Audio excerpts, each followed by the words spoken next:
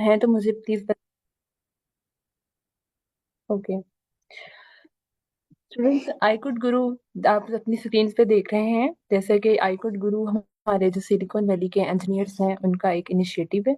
इसका जो मोटो है वो शेयर है, लर्न है एंड ग्रो है। इसके थ्रू हम शेयर भी करते हैं हर चीज, बहुत कुछ सीखते भी हैं और ऑब्वियसली ग्रोथ भी हो रही है।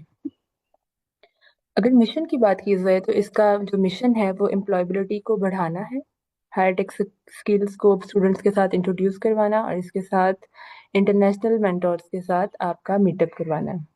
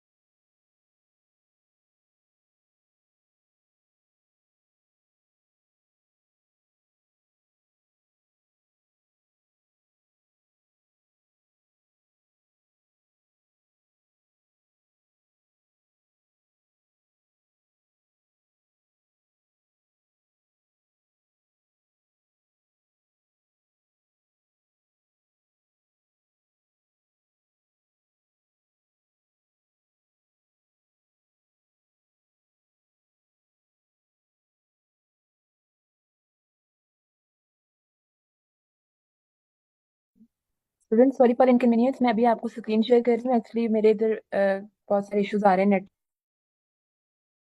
के। Stay tuned, just 1 minute. Okay students, मेरी स्क्रीन विजिबल है? प्लीज मुझे बताएगा। जी जी मैम, विजिबल है। ओके, बहुत शुक्रिया। अभी हम लोग बात कर रहे थे हमारा फोकस क्या है। हमारा जो फोकस है 20+ सेशंस होते हैं पर डे। और जो लोग यहाँ पर आईकुड ग्रुप पे एक्टिव रहते हैं वो एब्सोल्युटली ये बात जानते हैं कि वीकली एक वेबिनार होता है और वर्कशॉप्स होती हैं वीक में 2। इसके अलावा यहाँ पर स्क्रीन पे आप देख रहे होंगे कि यहाँ पर जो लाइव फ्री लिखा हुआ है, यहाँ पर आपको बहुत सारे जो फ्री आर्ट्स कोर्स है, जीआरई है, Python, machine learning, data science, DSA, leet code, ये सारी फैसिलिटीज आपको विदाउट कॉस्ट आपके साथ इंट्रोड्यूस करवाई जा रही है जस्ट आईकुड गुरु की वजह से।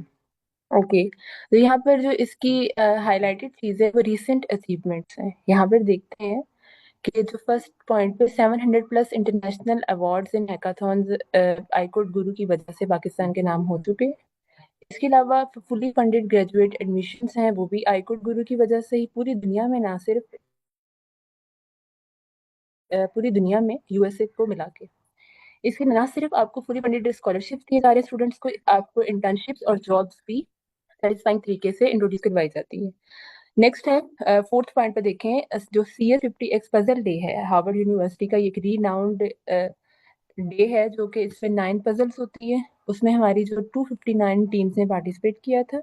अगर स्टूडेंट्स यहाँ पर मैं आपको इसका हिस्टोरिकल बैकग्राउंड बताती चलूँ तो 2024 में आईक्यू गुरु की जस्ट 38 टीम्स ने पार्टिसिपेट किया था, जबकि इसने इतनी प्रोग्रेस की कि 2025 में 259 टीम्स ने इसमें पार्टिसिपेट किया। अब नेक्स्ट देखते हैं कोडिंग प्लेस स्टैनफोर्ड यूनिवर्सिटी का एक स्टूडेंट्स इवेंट है, जिसमें आप as a teaching assistant participate कर सकते हैं। और 240+ स्टूडेंट्स ने ये अचीवमेंट भी अपने नाम करवाई just because of I could Guru. Next देखते हैं MIT एमर्जिंग टैलेंट प्रोग्राम, एक स्कॉलरशिप है जिसमें 8,000 पार्टिसिपेंट्स ने पार्टिसिपेट किया था, जबकि 320 ग्लोबल सिलेक्शन हुई, जिसमें 3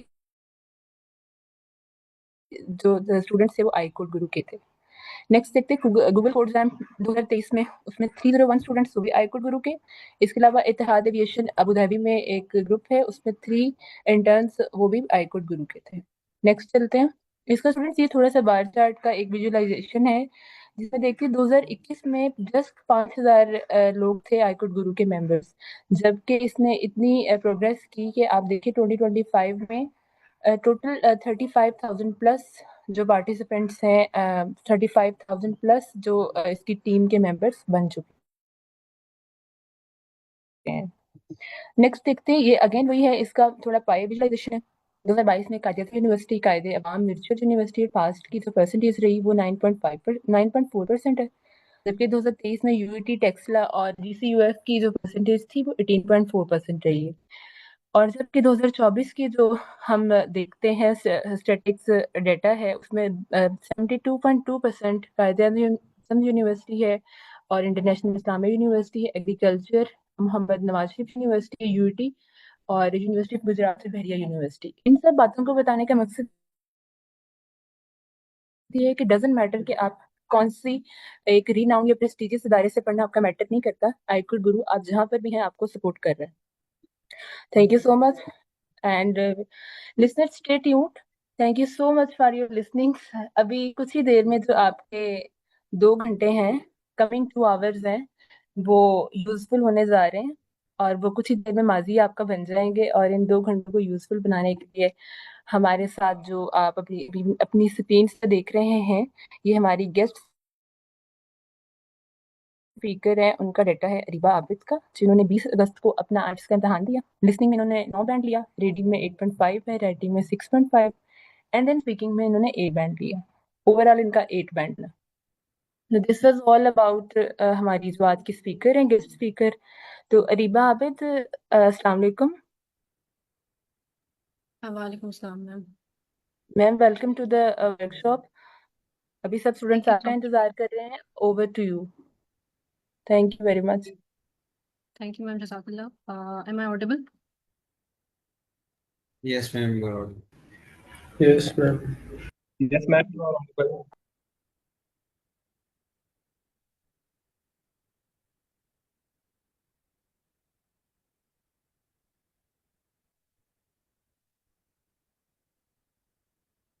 ऑलराइट, मैं स्क्रीन शेयर किए, काइंडली मुझे बताइएगा if it's visible. Yes, ma'am, it's visible. Yes, ma'am. Alright, अस्सलाम वालेकुम एवरीवन, आई होप आप सब खैरियत से। Today I am going to share the tips and strategies I use for scoring band 8 overall. ठीक है, तो स्टार्ट करते हैं। These are definitely going to be helpful इंशाल्लाह, कि आप एटलीस्ट 7.5 ओवरऑल आराम से स्कोर कर सकते हैं। तो लेट्स स्टार्ट। ऑलराइट, थोड़ा सा पहले देख लेते हैं कि आइल्स एग्जाम किस बारे में होता है। ठीक है, आइल्स एग्जाम में बेसिकली आपके 4 मॉड्यूल्स टेस्ट किए जाते हैं। पहला होता है listening, which is about 30 minutes approximately. इसमें आपको बेसिकली एक ऑडियो सुननी होती है। ठीक है, ऑडियो सुनने को दी जाती है, जो कि एक ही दफ़ा प्ले होती है, आप उसको पॉज वगैरह नहीं कर सकते, पीछे नहीं लेके जा सकते। ठीक है, और उस दौरान आपने जो जितने भी क्वेश्चंस दिए होते हैं, 4 पार्ट्स होते हैं लिसनिंग में, आपने वो सारे उसी ऑडियो में आंसर करने होते हैं। क्वेश्चन रीड करने को भी आपको टाइम दिया जाता है। और दूसरा मॉड्यूल होता है हमारे पास रीडिंग का, जिसमें आपके पास 3 पैसेजेस दिए जाते हैं। टोटल आपके पास टाइम होता है 60 मिनट्स। उन पैसेजेस को रीड करके आपने डिफरेंट टाइप्स के क्वेश्चंस आंसर करने होते हैं। और यस, ओके, टोटल आपको इसमें 60 मिनट्स दिए जाते हैं। And next we have writing, जिसमें यस इन टोटल अगेन आपके पास 60 मिनट्स ही होते हैं। आपके पास 2 टास्क अटेम्प्ट करने होते हैं, task 1 and task 2। Task 1 usually short सा होता है, जिसमें आपको 150 वर्ड्स एटलीस्ट लिखने होते हैं, या तो आपको बार चार्ट वगैरह दे दिए जाते हैं, या किसी भी किस्म का लाइन ग्राफ या कोई भी डायग्राम दे दिए जाते हैं, आपको उसको डिस्क्राइब करना होता है। ठीक है, और पार्ट 2 में आपसे आपको यूजुअली स्टेटमेंट या क्वेश्चन वगैरह दे दिया होता है, आपने उस पर पूरा ऐसे लिखना होता है। ओपिनियन ऐसे होता है, डिस्कशन ऐसे होता है, और देयर आर डिफरेंट टाइप्स। ठीक है, we are going to discuss इंशाल्लाह।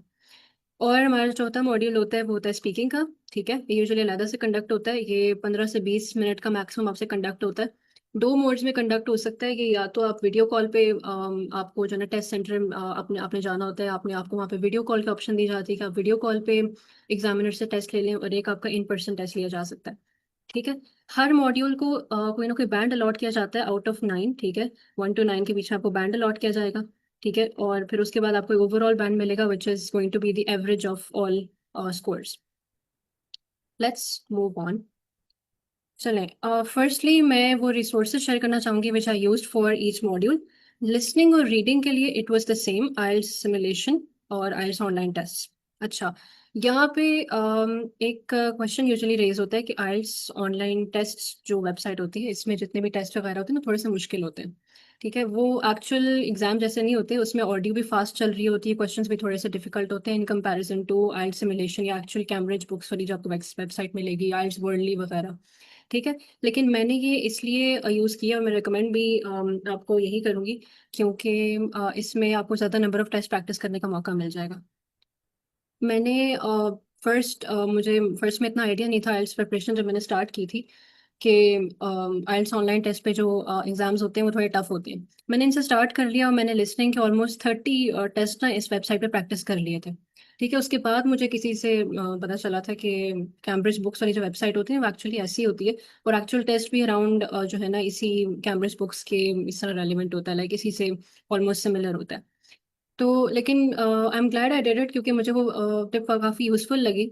क्योंकि जब मैंने आइल्स ऑनलाइन टेस्ट वाली वेबसाइट से इतनी प्रैक्टिस कर ली थी कि माय ब्रेन गॉट ट्रेंड कि मुझे एक फास्ट ऑडियो में मेरी ब्रेन ट्रेन हो गया। ठीक है, एक थोड़ा डिफिकल्ट पैटर्न पे मुझे ज़रा आदत सी हो गई, तो मुझे ये वाले टेस्ट बहुत आसान लगे।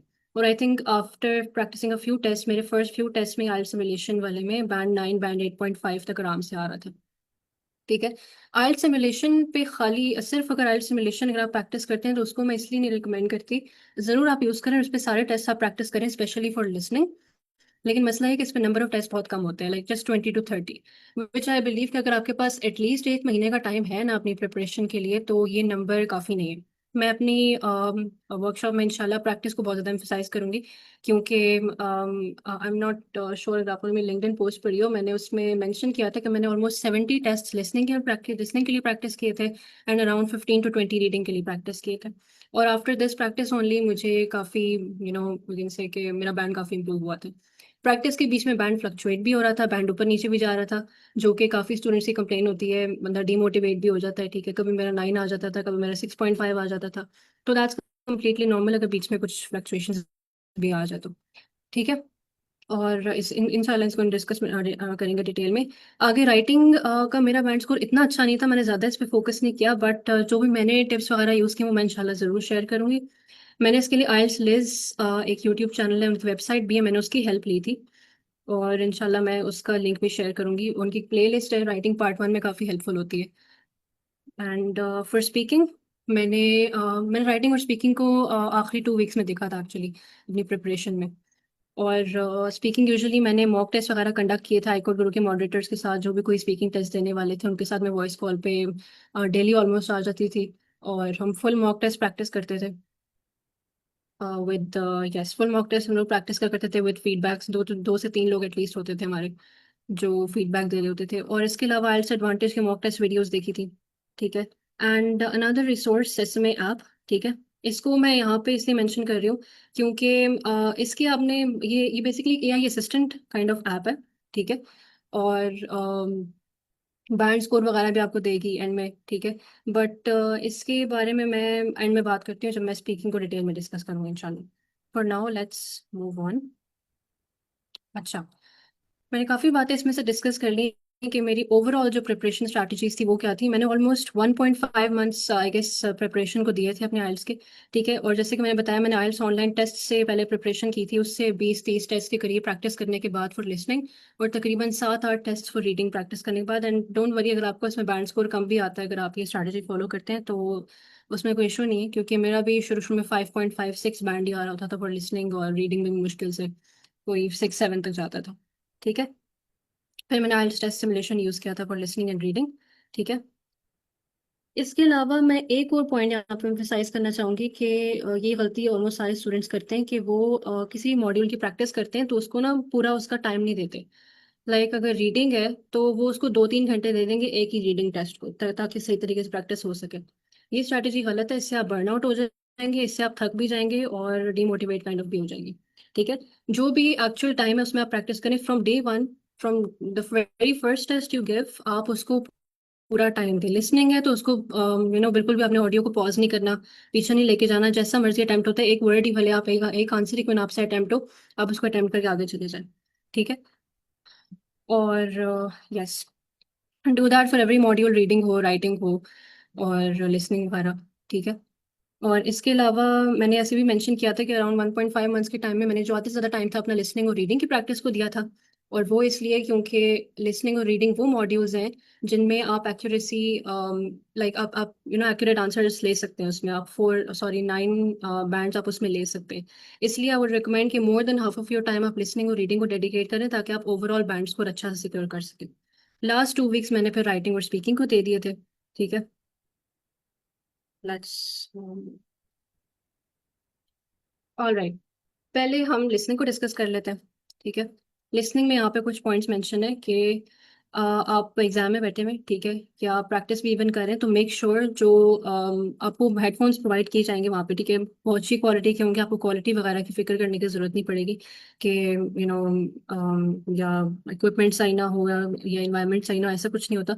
आपको up to the mark equipments provided होती हैं, तो उसके बारे में आपको फिक्र करने की ज़रूरत नहीं होती। बस हाँ, ये है कि आपने इस बात का ख्याल रखना है जो भी ऑडियो आप सुन रहे हैं, आपको वॉइस आपको क्लियर हो, बहुत ज़्यादा ऊंची भी ना हो, बहुत ज़्यादा कम भी ना हो, एडजस्ट कर लेगा according to I would say your ease.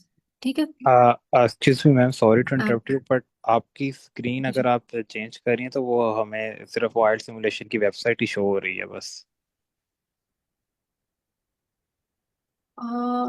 Really slides नहीं शेयर हो रही? No no no slides. Ma'am oh actually my I god, stimulation वाला पेज ही आ रहा है। आई एम सो सॉरी, मैंने देखा नहीं। Okay ma'am. Let me share again. Okay. Just a minute. अब आप लोगों को स्क्रीन नजर आ रही है? जी मैम, अब क्लियर है, लिसनिंग का आ रहा है ऊपर। Yes. All right. Clear है मैडम. ठीक है ma'am. All right, yes, I am sorry again. मैंने इससे पहले यही जो पहले शुरू में मैंने आइल्स वगैरह का इंट्रो दिया था उसमें सिंपली ये जो हम सबको पता है कि आइल्स वगैरह किस बारे में, ये सिंपली था। इसके बाद कुछ रिसोर्सेज वगैरह लिस्टेड है, मैं इंशाल्लाह स्लाइड्स वगैरह शेयर करूंगी तो लिंक्स भी मैं बीच में और भी डालूंगी, और ये भी जो है वो आपको मिल जाएंगे इंशाल्लाह। जो रिसोर्सेज मैंने यूज़ की थी यहाँ पे वो लिस्टेड है। ठीक है, इसके अलावा जो ओवरऑल प्रिपरेशन टाइम और स्ट्रैटेजीज वगैरह यूज़ की थी उसको मैंने मैंशन किया है। ठीक है, यस, 1.5 मंथ्स का टाइम टोटल एंड ऑल। अच्छा, यहाँ तक अगर आप लोगों को कोई डाउट्स है तो काइंडली पूछ लें, क्योंकि आई थिंक स्लाइड्स ना मूव होने की वजह से कोई कंफ्यूजन हो गई हो बीच में। Then I can move on to listening.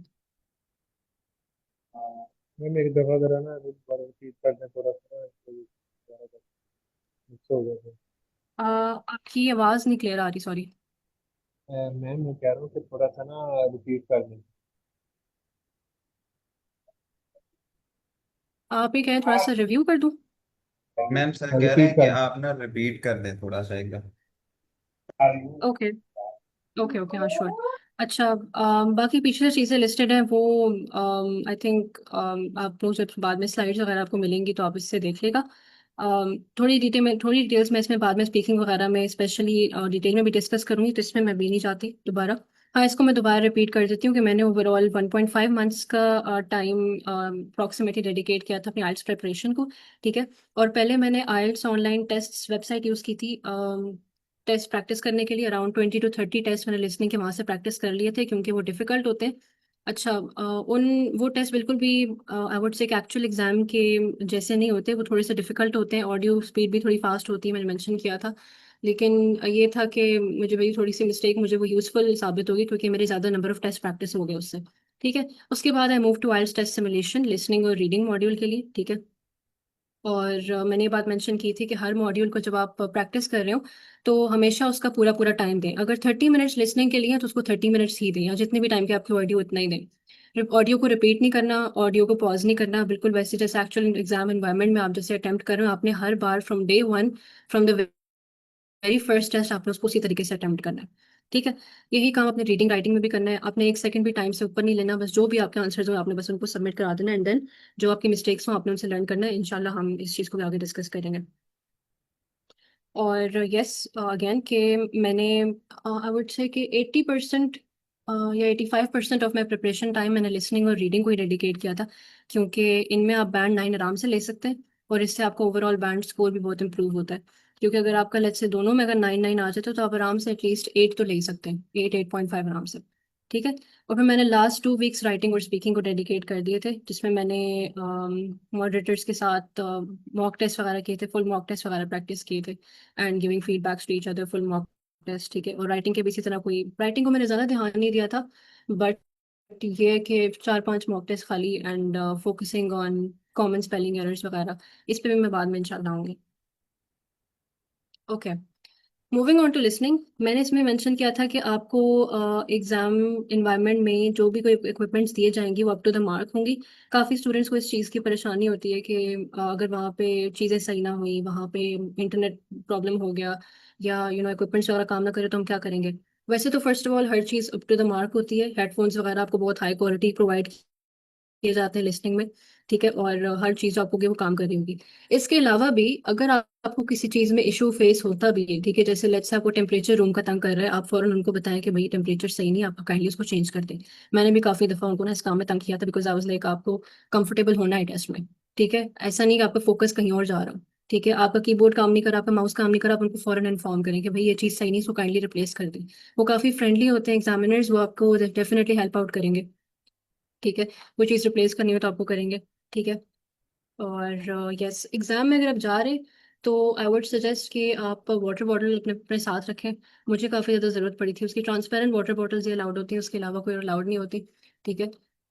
और यस, कुछ छोटे मोटे स्नैक्स आपके साथ होने चाहिए कि जब आपके एक आधी मॉड्यूल ख़त्म हो जाए, जैसे मेरा लिसनिंग रीडिंग राइटिंग पहले हुआ था और स्पीकिंग बाद में हुआ था, और ड्यू टू नर्वसनेस और जो मुझे बहुत ज़्यादा हुई थी टेस्ट डे पे, उसकी वजह से मैं ब्रेकफास्ट भी सही तरह नहीं कर पाई थी। तो I had some snacks with me, कोई चिप्स वगैरह, चॉकलेट्स वगैरह। चॉकलेट्स आई थिंक ये आई फूड को भी रिकमेंड करता है कि आपको आइल्स डे पे होनी चाहिए आपके पास, टेस्ट डे पे, ठीक है, इट रियली हेल्प्स यू, ठीक है। ये सारी छोटी छोटी चीज़ों का अपने ख्याल रखना है। और यस, टेस्ट सेंटर टाइम पे पहुंचना है। एनी आप ये भी क्वेश्चन यूजुअली आते हैं कि आईडीपी और ब्रिटिश काउंसिल में से कौन सा बुक किया जाए। तो इस चीज़ को भी मैं एक मिनट एड्रेस कर दूं कि दोनों में से आप कोई सा भी चूज़ कर सकते हैं। मैं इस्लामाबाद में होती हूँ और मैंने आईडीपी के थ्रू एक मॉक टेस्ट पहले दिया था अपने फाइनल टेस्ट डे से पहले, ठीक है। वो उस मॉक टेस्ट को मैंने वो फ्री सर्विस होती है आईडीपी की तरफ से, आप उनको कॉल करें, नियरेस्ट अपना टेस्ट सेंटर लोकेट करें, उनको बताएं कि भाई आप फ्री मॉक टेस्ट देना चाह रहे हैं। वो आपको लिसनिंग रीडिंग और राइटिंग उधर जाके अटेम्प्ट करने देंगे। उससे ये होगा, आपको एनवायरनमेंट की फेमिलियरिटी हो जाएगी, ठीक है, कि एनवायरनमेंट में सारा कुछ कैसे होता है, इक्विपमेंट्स वगैरह कैसे होते हैं, टेस्ट वगैरह रियल कैसे होता है, ठीक है, एनवायरनमेंट वगैरह सारी उससे फेमिलियरिटी हो जाएगी, ठीक है। फिर जो भी कोई आपका नियरेस्ट टेस्ट सेंटर हुआ जहाँ पे आप आराम से जा सकें, ठीक है, आसानी से जल्दी पहुंच सकें, फिर आप उसको चूज कर लें, ठीक है। Let's okay move on. और यस, सेकंड मैंने पॉइंट मेंशन किया, practice more and more tests and work on your weak areas, ठीक है। आप जितने ज़्यादा टेस्ट प्रैक्टिस करते जाएंगे ना, उसमें कुछ ऐसी जगह होंगी, कुछ ऐसे एरियाज होंगे जो जिसमें आपको बहुत ज़्यादा डिफिकल्टी फेस हो रही होगी, ठीक है। आप यूट्यूब वगैरह पे जाएं, आप उससे टिप्स वगैरह ढूंढें, क्योंकि सबके लिए डिफरेंट टिप्स ऑलमोस्ट वर्क कर रही होती है। मैं अपनी भी थोड़ी सी शेयर करूंगी हर मॉडल के लिए जो जिसने मुझे हेल्प की थी, बट हर एक के लिए आई बिलीव कि डिफरेंट टिप्स काम कर रही होती हैं, जो कि आपको प्रैक्टिस से आहिस्ता आहिस्ता समझ आ जाती है कि कौन सी आपके लिए वर्क करती है, ठीक है। जब आपने गाइडेंस ले ली हर डिफरेंट क्वेश्चन टाइप के लिए इसको किस तरह अटेम्प्ट करना है, फिर आप उसी स्पेसिफिक क्वेश्चन टाइप को एटलीस्ट 3 से 4 दफा प्रैक्टिस करें, ठीक है, और बाद में फुल मॉक टेस्ट दोबारा दें, ठीक है। जैसे लिसनिंग है, आपको उसमें मैचिंग इन्फॉर्मेशन में प्रॉब्लम हो रही है, आप उसके रिलेटेड टेस्ट प्रैक्टिस करें, ठीक है, 3 से 4 उस तरह क्वेश्चन टाइप्स प्रैक्टिस कर लें, 4 से 5, ठीक है। आप उसमें थोड़ा सा कॉन्फिडेंस आ जाए, फिर आप दोबारा मॉक टेस्ट वगैरह देने पे आ जाए, और इस तरह you can improve your self, ठीक है। और अपनी मिस्टेक्स वगैरह भी नोट करें, किस चीज़ में आपको आपको प्रॉब्लम हो रही है, ठीक है। अच्छा, यहाँ पे एक और इम्पोर्टेंट पॉइंट है कि जो कि आई कोड गुरु सर जफर साहब आपको रिकमेंड करते हैं कि आइल्स प्रिपरेशन के दौरान ना आपने आप लोगों ने कोई और काम नहीं करना, हर काम छोड़ देना है। और मुझे भी ये प्रिपरेशन टेक्निक काफ़ी हेल्पफुल लगी, क्यों मैंने अपनी सेमेस्टर ब्रेक में बेसिकली ये प्रिपरेशन सारी की थी। मेरी समर ब्रेक जो थी अभी, उसमें ऑलमोस्ट 2.5 मंथ्स आई वुड से की ब्रेक थी, और मैंने इसी में प्रिपरेशन की थी। मैं इसके दौरान कोई और काम नहीं करी था, ना लीड कोड, ना हैकाथॉन्स, नथिंग, ठीक है। इससे मुझे फ़ायदा ये हुआ था कि एक दिन में मैं जितनी भी टेस्ट प्रैक्टिस करती थी, लिसनिंग के, रीडिंग के, या जो भी, मैं मेरे पास बाद में कोई और काम नहीं होता था ज़्यादा कोई ख़ास, ठीक है। तो it would give me time to reflect on the questions on the test I have practised, ठीक है। मैं उसमें सोचती थी कि यार मैंने इसमें ये गलती कर दी, हो सकता है मैं इस तरह करूँ तो ये इंप्रूव हो जाए। और मैंने काफ़ी दफ़ा नोटिस किया, यही टिप यूज़ करके मैंने काफ़ी क्वेश्चंस में इंप्रूवमेंट भी देखी थी, ठीक है। लाइक जैसे रीडिंग वगैरह में ट्रू फॉल्स नॉट गिवन में मुझे याद आए बाद में टेस्ट प्रैक्टिस करके मैं उठी हूँ, ठीक है, after 15 to 20 minutes I am just sitting free, ठीक है। आज मुझे याद आया कि भाई ड्यूरिंग द टेस्ट मैं कुछ इस तरह कर रही थी, maybe I wasn't attentive, या maybe I might have utilized tip, ठीक है, जो जो बेसिकली आपको प्रैक्टिस ही पता चलेगा। ठीक है, आपका माइंड बहुत सी चीज़ों में ऑक्यूपाई हुआ हुआ होगा, तो फिर आप उस चीज़ की तरफ गौर नहीं कर पाएंगे कि आपने अभी जो टेस्ट प्रैक्टिस किया है, ठीक है, आप उसमें उसको किस तरीके से इम्प्रूव कर सकते हैं। ठीक है, तो यस, ये बहुत इंपॉर्टेंट पॉइंट है। इसके अलावा let's move on to some particular questions about listening. Part 1 में यूजुअली स्टूडेंट्स को ज़्यादा प्रॉब्लम नहीं होती, पार्ट 4 भी इजीली हो जाता है, बट पार्ट 4 को मैं डिस्कस करूंगी। पार्ट 2 पार्ट 3 में प्रॉब्लम होती है, जिन दोनों के लिए मैंने सेम टिप यूज़ की थी। ठीक है, मुझे पार्ट 2 पार्ट 3 में सबसे ज़्यादा प्रॉब्लम होती थी। ठीक है, मैंने हाईलाइटिंग बहुत ज़्यादा यूज़ की थी। ठीक है, ये मैंने लिसनिंग रीडिंग दोनों में बहुत ही ज़्यादा यूज़ की है। पार्ट 1 पार्ट 2 सारे पार्ट्स में मैंने हाईलाइटिंग बहुत ज़्यादा की थी। ठीक है, हाईलाइटिंग से क्या होता है, जैसे फॉर एग्जांपल यहाँ पे लिखा हुआ है कि आप जब ऑडियो चल रही होती है ना, ठीक है, ऑडियो चल रही होती है, आपको उस टाइम पे आपको जो टाइम मिलता है क्वेश्चंस रीड आउट करने का, आप उसमें तो कर लेते हैं, लेकिन जब ऑडियो चलती है तो उस टाइम पे आपके पास इतना टाइम नहीं होता कि आप अपना फोकस क्वेश्चंस पे लगा सकें दोबारा। ठीक है, ऑडियो चल रही है, मैं दोबारा ये क्वेश्चन पढ़ूँ पहले, ठीक है, ऑप्शन समझूं उसके, वो वाला चीज़ पॉसिबल नहीं होता, आपको फोकस हट जाएगा ऑडियो के ऊपर से। ठीक है, जो कि इज द मेन चैलेंज कि आपने ऑडियो पे फुल फोकस करना होता है। इसलिए I recommend highlighting the main words. ठीक है, स्पेशली पार्ट 3 में क्या होता है, ऑप्शंस आपको काफी लंबे लंबे किस्म के दिए होते हैं। ठीक है, पार्ट 2 में यूजुअली थोड़े छोटे ऑप्शंस होते हैं, 2 से 3 वर्ड्स दिए होंगे, उनको समझना और उनको आई वुड से कि वो थोड़ा आसान होता है एज कम्पेयर टू पार्ट 3।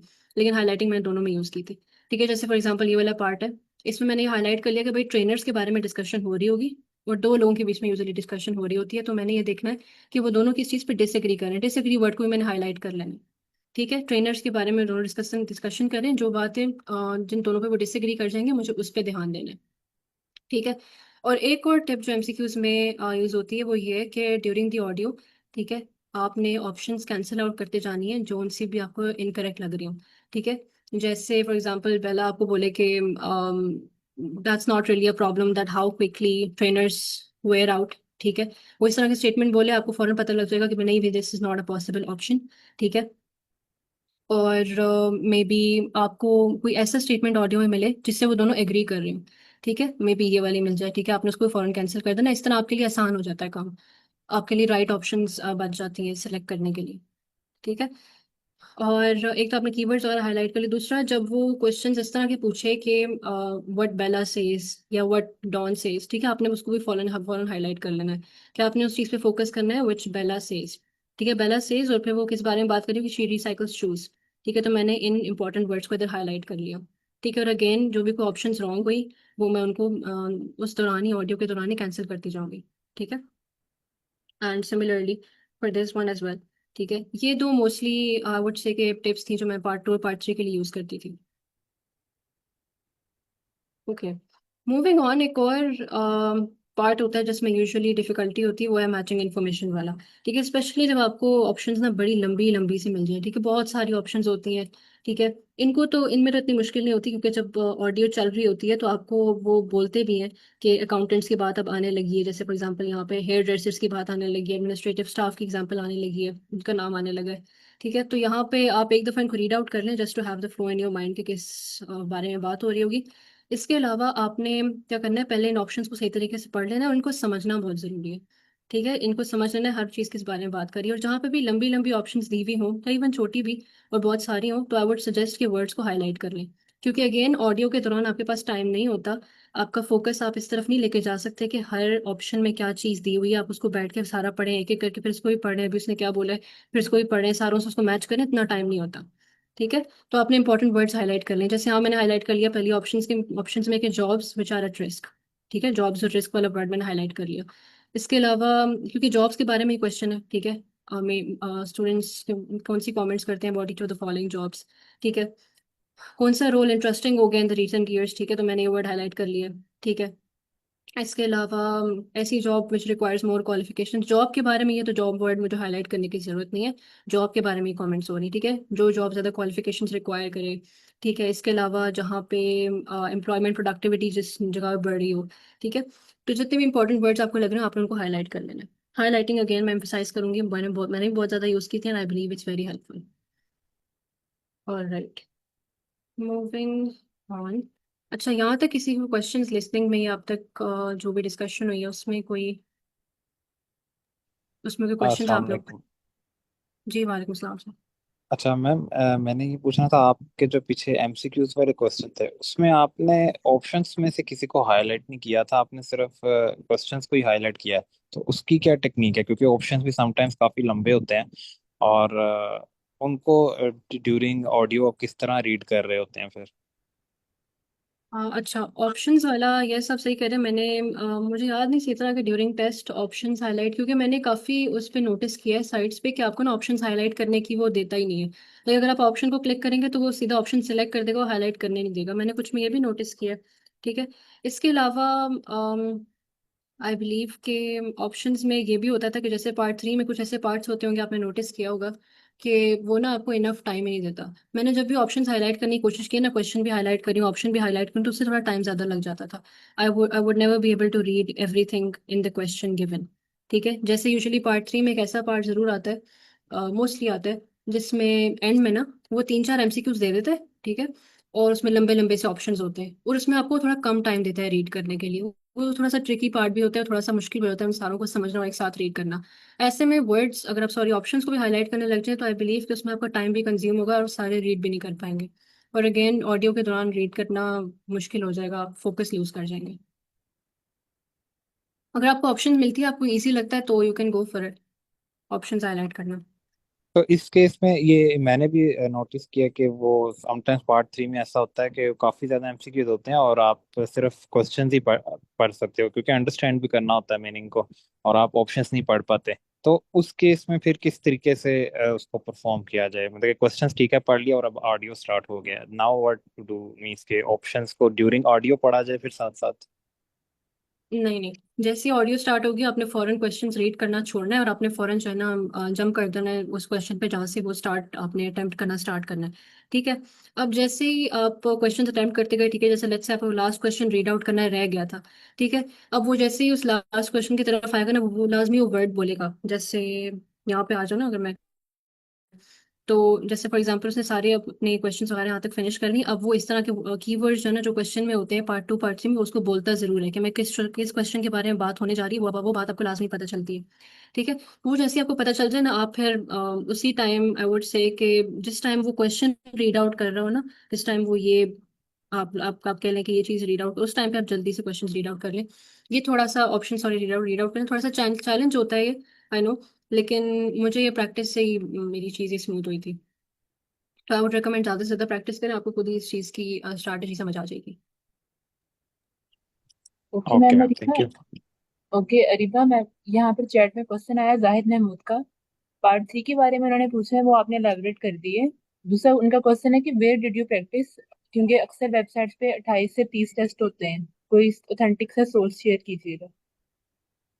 जी जी, जी सर, मैंने शुरू में भी मेंशन किया था कि मैंने 2 साइट्स प्रैक्टिस के लिए यूज़ की थी। लिसनिंग और रीडिंग की बात करी, आइल्स ऑनलाइन टेस्ट और आइल्स टेस्ट सिमुलेशन। ठीक है। आइल्स ऑनलाइन टेस्ट से मैंने पहले प्रैक्टिस की थी, जो कि मैंने बताया कि मेरा जब आई वुड से कि ब्रेन थोड़ा डिफिकल्ट क्वेश्चंस पे ट्रेन हो गया था, तो फिर मैं आइल्स टेस्ट सिमुलेशन पे मूव की थी। अराउंड 20 to 30 मैंने आइल्स ऑनलाइन टेस्ट पे प्रैक्टिस कर लिए थे। ठीक है। और अराउंड 20 to 30 मैंने आइल्स सिमुलेशन पे प्रैक्टिस कर लिए थे। मैं आई वुड से कि अगर आप लोग ये स्टेप सेम यूज़ करते हैं ना, तो आइल्स टेस्ट सिमुलेशन को बाद में ही करिएगा, क्योंकि वो एक्चुअल कैम्ब्रिज वाला पैटर्न होता है। ठीक है। और एक्चुअल टेस्ट भी उसी के ग्राउंड होते हैं, उसी के जैसे होते हैं। तो आपकी वो चीज़ जहन में हो एट द टाइम जब आप एग्जाम में बैठे हो, तो वो वाले टेस्ट ज़्यादा आपके जहन में हो। आइल्स ऑनलाइन टेस्ट वाली जो है ना, सिर्फ प्रैक्टिस के लिए, आई वुड से कि ज़्यादा से ज़्यादा आप नंबर ऑफ टेस्ट प्रैक्टिस करने हैं, तो उसके लिए ये 2 साइट्स रिकमेंडेड है। तब आप क्वेश्चन पूछ सकते हैं। अ, अच्छा, मेरा क्वेश्चन ये है कि जो मॉड्यूल है सपोज लिसनिंग से स्टार्ट हुआ है, उसके बाद क्या हम थोड़ा सा गैप ले सकते हैं रीडिंग को स्टार्ट करने से पहले, या वो इमिडिएटली स्टार्ट हो जाएगा वन आफ्टर अनदर? मैम, इसमें आई वुड से कि जब एग्जाम सेंटर में आप बैठे होते हैं ना, तो जैसे ही लिसनिंग आपका खत्म होता है, फौरन आपको एग्जामिनर्स जो है ना गाइड करते हैं कि आपने किस तरीके से दूसरा टेस्ट ओपन करना है। ठीक है। आप थोड़ा ओके। सा ब्रेक ले सकते हैं।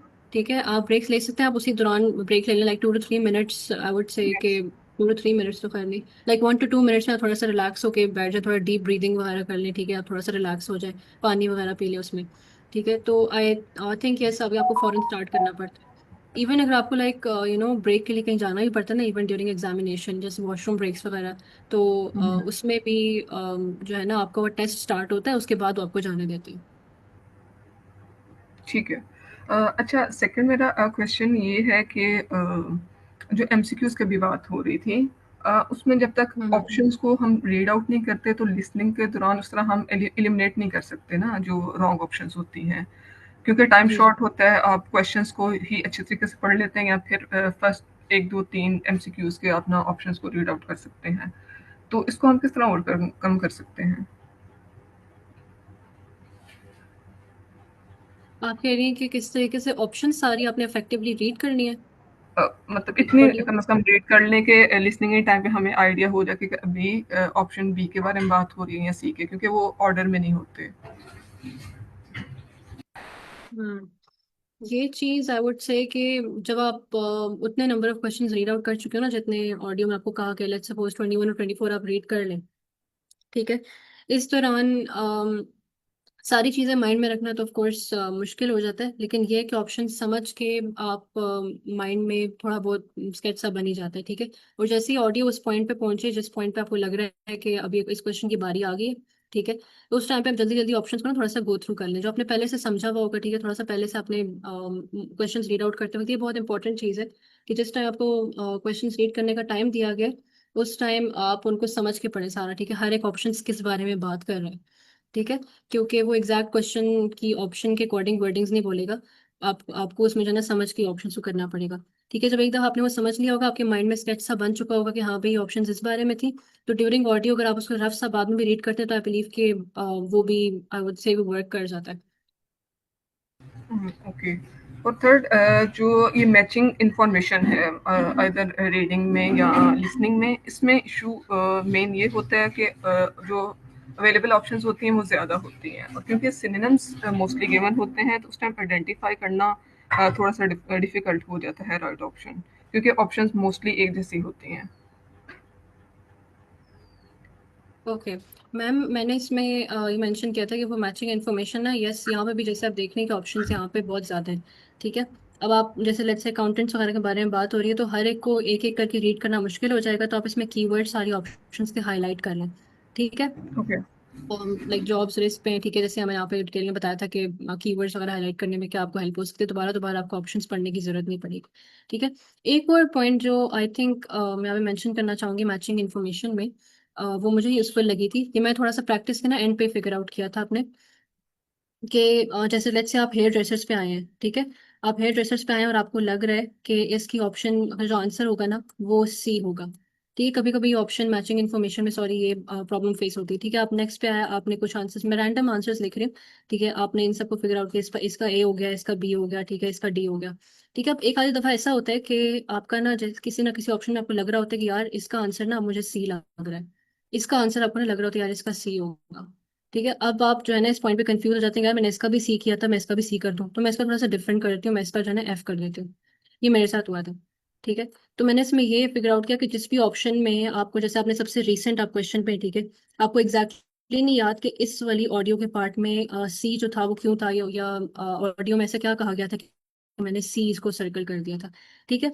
इस पार्ट में आई वुड से कि अगर आपको यकीन है ना कि सी वाला बिल्कुल इसके लिए ठीक आ रहा है, तो आप इसको भी सी पर ही सर्कल करें, इसको चेंज नहीं करिएगा, ठीक है, क्योंकि अगर इन दोनों में से कोई गलत होना हुआ तो ये गलत हो जाएगा, ये सही हो जाएगा, क्योंकि जब मैं इस टिप के ऑपोजिट करती थी ना तो मेरे दोनों मार्क्स कट जाते थे।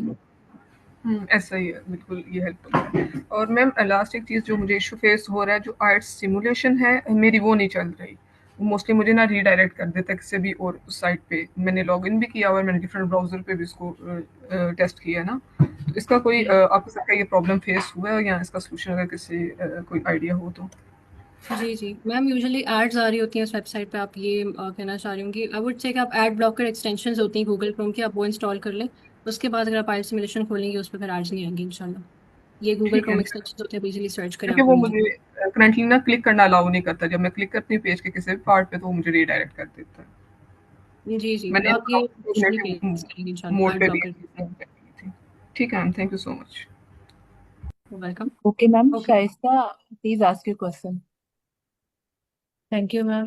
अच्छा मैम, मेरा ये क्वेश्चन था कि जिस तरीके से आपने हाईलाइट की है कीवर्ड्स, तो क्या एक्चुअल एग्जाम में वो इस तरह की एक्सटेंशन आपके कंप्यूटर में इंस्टॉल होती है जिसमें हम हाईलाइट कर सकते हैं? जी जी बिल्कुल मैम, होती है। अगर आप सेलेक्ट करें ना कोई सा भी टेक्स्ट जो आप हाईलाइट करना चाहें, हाईलाइट करने की भी ऑप्शन होती है, नोट्स बनाने की भी ऑप्शन होती है। आई गेस बिल्कुल आइट सिमुलेशन के ना बिल्कुल सिमिलर आपको फॉर्मेट उधर मिलता है। ठीक है, आप कोई भी टेक्स्ट हाईलाइट करना चाह रही हैं, आप उसको सेलेक्ट करेंगी, राइट क्लिक करेंगी तो आपके पास नीचे ऑप्शंस आ जाएंगी, हाईलाइट करने की भी, नोट्स बनाने की भी। Okay ma'am, thank you. एक और क्वेश्चन है कि जिस तरीके से रीडिंग पार्ट्स के 3 सेक्शन होते हैं और राइटिंग पार्ट्स के ना 2 टास्क होते हैं, तो क्या हम हमारे पास ये ऑप्शन होता है कि हम सेकंड जो पैसेज है उसको पहले रीडिंग का पढ़ ले और फर्स्ट वाले के पैसेज है उसको बाद में सॉल्व कर ले? अगर हम ऐसा करना चाहते तो ये हम स्विच कर सकते हैं एक्चुअल टेस्ट में, या हमने पहला सेशन कंप्लीट करके फिर ही हम नेक्स्ट जोन से जाएंगे? जी जी बिल्कुल, आप अपनी मर्जी से ऑर्डर फॉलो कर सकते हैं। पैसेज 2 पहले करना चाहें वो पहले कर लें, पैसेज 3 पहले करना चाहें वो कर लें, वो ऑप्शन होती है, yes. Okay ma'am, thank you. Ma'am Reeba, if you don't mind, आप पिछली जो आपने जी स्लाइड जी पर मैचिंग हेडिंग्स की हुई थी वो डिस्प्ले कीजिएगा, यहाँ पर शो कीजिएगा। जी यहाँ पर ना जी। मैं I want to add on, यहाँ पर एक बड़ी अच्छी टिप है। यहाँ पर ना जब हम इसको लिसन करने से पहले आप ये किया करें कि इसके सिनोनिम्स को आप खुद ही से प्रिडिक्ट प्रिडिक्ट कर लिया करें कि इसका क्या बन सकता है। फॉर एग्जांपल वो ये देखें, आप यहाँ पर सी वाला है, सी में वो कह रहा है कि number of people working in the sector has fallen dramatically. अब फॉर एग्जांपल आपके ऊपर स्क्रीन पे ये टेस्ट आ गया है, आपने सबसे पहले इनको हेडिंग्स को देखना है, आपने अपने माइंड में कहना है कि इसके सिनोनिम्स क्या हो सकते हैं। अब फॉर एग्जांपल वो जब ऑडियो में वो डायरेक्ट नंबर ऑफ पीपल नहीं बोलेगा, वो कहेगा accountants, for accountants group of people has decreased, तो आप फौरन से इसको लॉक करेंगे। ठीक है। लाइकवाइज अगर देखा जाए, आपका जो डी में वो कह रहा है कि this job will require more qualifications, अब वो यहाँ पर एज इट इज नहीं कहेगा, वो कहेगा फॉर एग्जाम्पल ये सेकंड लास्ट पे केयर वर्कर्स है, वो कहेगा care workers, for care workers we need that you need to be higher in studies. तो ये बहुत यूजफुल सी टिप है कि आप अपने माइंड में ऑलरेडी सिनोनिम्स को लॉक करके बैठें। ओके, बहुत शुक्रिया। मैम मरीबा, इसके साथ मोहम्मद सलीम अपना क्वेश्चन करना चाह रहे हैं। जी जी। अस्सलाम वालेकुम मैम। वालेकुम मैम सलाम। मेरे मेरा ये क्वेश्चन है कि at the end every section के हमें 1 मिनट या 30 सेकंड का टाइम दिया जाता है उसके क्वेश्चन आंसर्स को रीड रीड करने का, हम्म। रिव्यू करने का। तो अगर उस टाइम को हम नेक्स्ट सेक्शन के क्वेश्चन को अंडरस्टैंड करने में लगा दें तो कैसा होगा? जी सही, बिल्कुल ये इफेक्टिव टिप है। आपको कुछ क्वेश्चंस में ऐसा होता है कि आपको कहीं ना कहीं आपने जो है ना आंसर्स में अगर आप कंफ्यूजन हो तो आप उसको रीड आउट, अगर आप कॉन्फिडेंट है कि आपको ज़्यादा रिवीजन की ज़रूरत नहीं है आंसर्स की, तो यस बिल्कुल मैं भी ये रिकमेंड करती हूँ। मैं भी ज़्यादातर यही करती थी कि उस टाइम को यूटिलाइज करके मैं अगले क्वेश्चन के ना अगले पार्ट की क्वेश्चन पढ़ना शुरू कर देती थी, स्पेशली पार्ट 3 अगर मैं मूव कर जाऊँ ना, क्योंकि पार्ट 3 में ज़रा कम टाइम देते हैं आपको क्वेश्चन रीड करने का। तो यस, ये बिल्कुल इफेक्टिव टिप है। अच्छा मैम, मेरा क्वेश्चन ये है कि क्या आप हमें मतलब कि हमें रीडिंग के अंदर पहले क्वेश्चन स्टेटमेंट को रीड आउट करना चाहिए या पैसेज को रीड आउट करना चाहिए? सर मैं इस तरफ आऊंगी अभी, मैं इंशाल्लाह पार्ट 4 थोड़ा सा डिस्कस करूँ, इसके बाद मैं रीडिंग पे आती हूँ इंशाल्लाह, ये चीज़ें मैं डिस्कस करूंगी। ऑल राइट, चलें, लेट्स स्टार्ट विद पार्ट 4। ठीक है। इसमें भी मैं वही बात हाईलाइटिंग को एम्फेसाइज करूंगी। ठीक है। मैं जो भी आपको 1 मिनट का टाइम है, जितना भी दिया जाता है ना क्वेश्चंस को रीड आउट करने में, उसमें मैं हर चीज़ रीड आउट कर लेती थी। ठीक है। और कीवर्ड्स जितने भी थे हाईलाइट कर लेती थी। ठीक है। इसमें जैसे जितने भी ब्लैंक्स वाले हैं उनमें तो आपने लाजमी कीवर्ड्स हाईलाइट करने, जैसे ये वाली पहली ब्लैंक है, इसमें मैंने वाटर बेयर्स वाले वर्ड को हाईलाइट किया हुआ है। ठीक है। Due to how they this, ठीक है, due to how they do this and moss piglets, ठीक है, मैंने इस कीवर्ड को हाईलाइट कर लिया। ठीक है। और yes, anything in the blank जो कि आपको लग रहा हो कि यार यूजफुल होगा, ठीक है, उसको आप हाईलाइट कर लें। इसके अलावा आपने चीज़ नोटिस की होगी कि मैंने इवन उन वर्ड्स को भी हाईलाइट किए हुए हैं जो ब्लैंक्स में नहीं आ रहे, जैसे ये वाला तो है ना, इसमें मैंने ब्लैंक जहाँ पे आ रही है मैंने वहाँ पे उन वर्ड्स को हाईलाइट कर लिया ताकि मुझे पता चल जाए कि भाई अभी इस ब्लैंक पर आ गया। मुझे ये टिप काफ़ी यूजफुल लगी कि अगर आप नॉन ब्लैंक वाले क्वेश्चंस में भी हाईलाइटिंग कर रहे हैं ना, तो इससे ये होता है कि आपको ना पता चल जाता है कि ऑडियो जो है ना कहाँ तक अभी पहुंची है।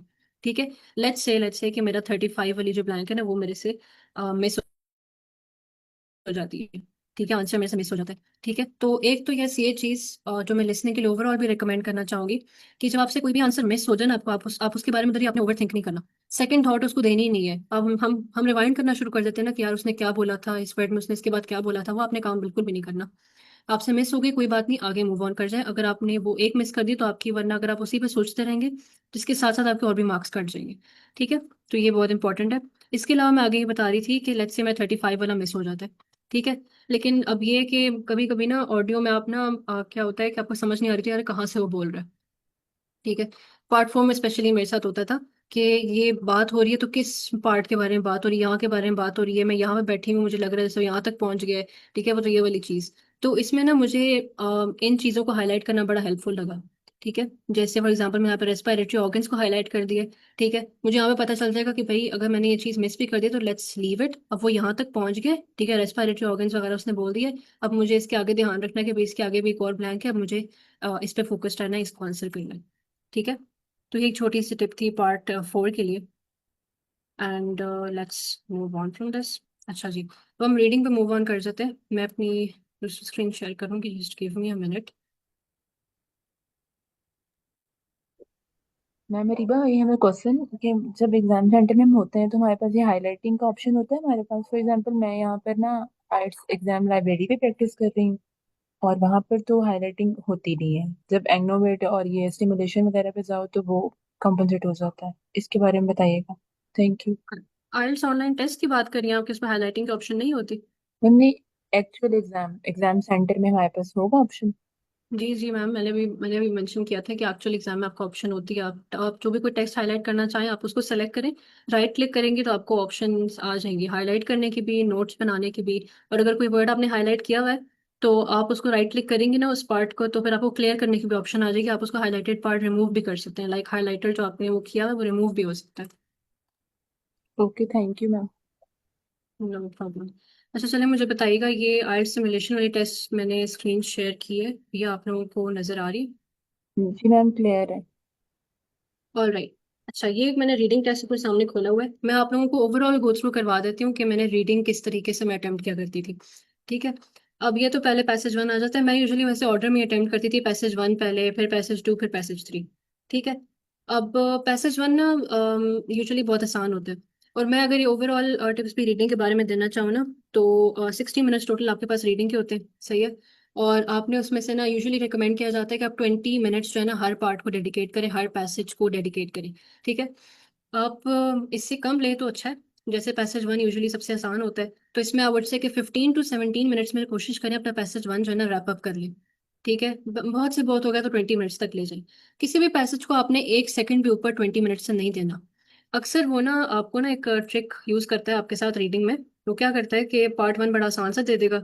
ठीक है, पार्ट 2 वो आपको ऐसा दे देगा कि आप किसी ना किसी उसके कुछ पार्ट्स के बारे में सोचते रह जाएंगे। आपको बहुत ज्यादा टाइम लग जाएगा उसमें। पार्ट 2 में वो यूजुअली पैसेज 2 में ये काम करता है। फिर पार्ट 3 आपको थोड़ा सा आसान दे देगा, लेकिन उसमें आपके पास टाइम की कमी हो जाएगी क्योंकि आपने पार्ट 2 को बहुत ज्यादा टाइम दे दिया था।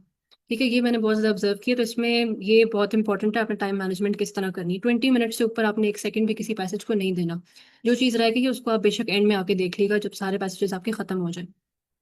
ठीक है, चलिए भाई यहाँ पे स्टार्ट करते हैं। रीडिंग में जैसे अभी सर सफीउल्लाह ने पूछा था कि पहले पैसेज में रीड करती थी या पहले क्वेश्चंस। मैं पहले जो है ना क्वेश्चंस ही रीड किया करती थी। और मैं पहले क्या करती थी, क्वेश्चंस को गो थ्रू कर लेती थी। ठीक है, और उसमें जितने भी इंपॉर्टेंट वर्ड्स होते थे मैं हाईलाइट कर लेती थी। ठीक है, जैसे यहाँ पे थायलासीन का जिक्र हुआ है, उनके अपेयरेंस एंड बिहेवियर। ठीक है, अच्छा यहाँ पे जो लोग पूछ रहे थे कि एक्चुअल टेस्ट में आपको हाईलाइट वगैरह करने की ऑप्शन होती है या नहीं, तो यस होती है। ठीक है, मैंने इस टेक्स्ट को हाईलाइट किया, सॉरी सेलेक्ट किया, मैंने इसको राइट क्लिक करूंगी इसी के ऊपर, मुझे हाईलाइट करने का ऑप्शन आ जाएगी, हाईलाइट हो गया। मैंने इसको दोबारा राइट क्लिक किया, मेरे पास नोट्स बनाने की ऑप्शन आ गई, क्लियर करने की ऑप्शन आ गई, हाईलाइटिंग हाईलाइटेड चीज़ जो है ना क्लियर हो जाएगी मेरी। ये आपको एक्चुअल एग्जाम में भी ऑप्शन होती है। ठीक है, तो मैंने अच्छी ये चीज़ हाईलाइट कर ली। ठीक है, इसके बाद मुझे जो भी कोई इंपॉर्टेंट डिटेल्स लगेंगी ना, मैं जल्दी जल्दी 2 to 3 मिनट्स लगाऊंगी क्वेश्चंस को रीड आउट करने में। ठीक है, इन दी एक्चुअल एग्जाम आपको भी रिकमेंड किया जाता है। ठीक है, series of tips strips along with body and tail. ठीक है, उसने डाइट कौन सी ली, मैं इस वर्ड को हाईलाइट कर लेती हूँ। ठीक है, अच्छा, और इस एक्सटिंक्शन के बारे में जिक्र हो रहा है। ठीक है, अच्छा, जो यहाँ पे मेन चीजें हाईलाइट करने वाली होती है ना, वो है आपको किसी जगह का नाम दे दिया जाए, या आपको कोई जो है नंबर या न्यूमेरिक फिगर दे दिया जाए, कोई नाम वगैरह दे दिया जाए। ठीक है, मैं इसके ऊपर बाद में आती हूँ आपको ये कैसे हेल्प करती है। ठीक है। और इसके बाद यहाँ पे जैसे प्लेस का नाम आ गया, ठीक है, एक और मैं इसको भी हाईलाइट कर लेती हूँ। ठीक है, ट्रू फॉल्स नॉट गिवन है अगला। ट्रू फॉल्स नॉट गिवन अगर पहले आपका आ जाए ना, पहले द फर्स्ट, अगर तो वेरी फर्स्ट क्वेश्चन है आपका उस पैसेज में, तो वो यूजुअली थोड़ा सा आसान होता है।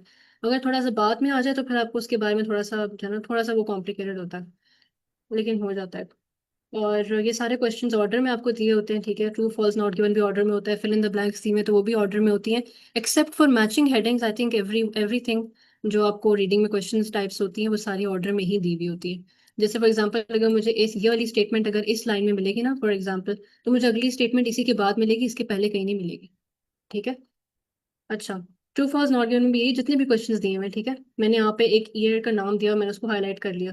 ठीक है।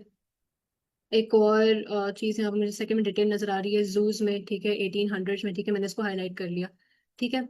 एक बंदे का नाम दिया हुआ है, वो बहुत इंपॉर्टेंट है, इसको भी आप हाईलाइट कर लें।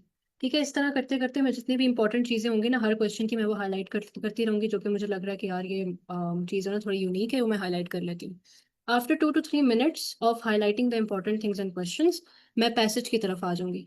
ठीक है। पैसेज में एक बहुत इंपॉर्टेंट बात है, अपने पैसेज का एक एक अल्फाज नहीं पढ़ना शुरू में, जब आप स्पेशली पढ़ रहे हैं ना। मैंने भी शुरू में गलती की थी, पैसेज शुरू शुरू में जब मैं प्रैक्टिस करती थी पैसेजेस को, मैं एक एक वर्ड पढ़ रही होती थी। ठीक है। आइल्स एग्जाम ये रिक्वायर नहीं करता कि आप एक एक लफ्ज रीडिंग पैसेज का याद करें, उसको याद रखें और उसकी बुनियाद पे फिर जो है ना आप क्वेश्चन अटेम्प्ट करेंगे, ये नहीं करना होता आपने। मैंने बल्कि कुछ ही डिटेल्स पढ़ती हूँ, स्पेशली पैसेज वन जरा आसान होता है ना, तो इसमें मैं क्या करती थी, पहले ना टाइटल पढ़े आप, ठीक है, सब टाइटल यूजुअली दिया होता है, वो आप पढ़ लें, ठीक है, जैसे इस पैसेज में दिया हुआ है, वो थोड़ा आपको आइडिया दे देता है यार ये पैसेज किस बारे में। ठीक है। यह आपने किया, फर्स्ट पैराग्राफ पूरा पढ़ लें, ठीक है, यहाँ से यहाँ तक पूरा फर्स्ट पैराग्राफ पढ़ लें। लास्ट पैराग्राफ में मूव ऑन कर जाए फौरन, ठीक है, लास्ट पैराग्राफ पढ़ लें। ठीक हो गया। मैं जो टेक्निक इस तरह यूज करती थी। ठीक है। अब इस दौरान क्या होगा कि अगर लेट्स से आपको ये पढ़ने के दौरान जो है कोई ऐसा वर्ड मिलता है, ठीक है, जो आपने हाईलाइट किया हुआ था, ठीक है, कुछ कुछ चीजें आपको हाईलाइट हुए में से याद रह जाती हैं, कि जैसे लेट्स से मुझे ये वाला वर्ड याद था कि टीटी फ्लिंस वाला, जहाँ पे भी कहीं आएगा मैंने उसको जो है ना पकड़ लेना है। ठीक है। कुछ वर्ड्स आपको याद रह जाते हैं, कुछ वर्ड्स याद नहीं रहते। ठीक है। जो याद नहीं रहेगा उसमें आपने क्या करना है, आधे में जब आप पैसेज पढ़ने पहुंच जाएंगे ना, तो फिर आपने दोबारा से एक दफा गो थ्रू करना है, जल्दी जल्दी से नजर मार लेनी है कि मैंने क्या क्या चीजें हाईलाइट की थी, फिर मेरे जहन में दोबारा वो चीजें आ जाएंगी। ठीक है। फिर अगर इस फर्स्ट और लास्ट पैराग्राफ को रीड आउट करने के दौरान मुझे कोई ऐसी चीज़ मिलती है जो मुझे यहाँ पे हाईलाइट की हुई थी, मैंने उसको फौरन यहाँ पे हाईलाइट कर लेना। जैसे लेट्स से यहाँ पे तो ऐसा कोई क्वेश्चन नहीं है जिसमें 1986 था, लेकिन मुझे लेट्स से अगर मिल गया हो, ठीक है, फॉर एग्जांपल, मैंने यहाँ पे फौरन उसको हाईलाइट कर लेना है। इससे क्या होगा कि मुझे अगर बाद में वो वाला क्वेश्चन पर्टिकुलर अटेम्प्ट करना होगा ना जिसमें 1986 का जिक्र हुआ था, मैं फौरन यहाँ पे रेफर बैक करके यहाँ पे आ सकती हूँ, ये देखने के लिए कि यार 1986 के बारे में क्या बात हो रही थी, मुझे उसके लिए पूरा पैसेज खंगालना नहीं पड़ेगा एक एक करके। ठीक हो गया। आपने फर्स्ट और लास्ट पैराग्राफ पढ़ लिया, अब आपने बाकी पैराग्राफ्स के लिए क्या करना है, एक एक लाइन एक एक सेंटेंस आप उसका पढ़ लें। ठीक है। एक एक आप उसका पॉइंट पढ़ लें, ठीक है, जैसे यहाँ तक आप पढ़ लें। ठीक है। या जैसे यहाँ तक पहला फुल स्टॉप आ रहा है वहां तक मैं पढ़ लेती थी। ठीक है। पहला उसका सेंटेंस पढ़ लें, लास्ट उसका सेंटेंस पढ़ लें। ठीक है, हर पैराग्राफ के लिए।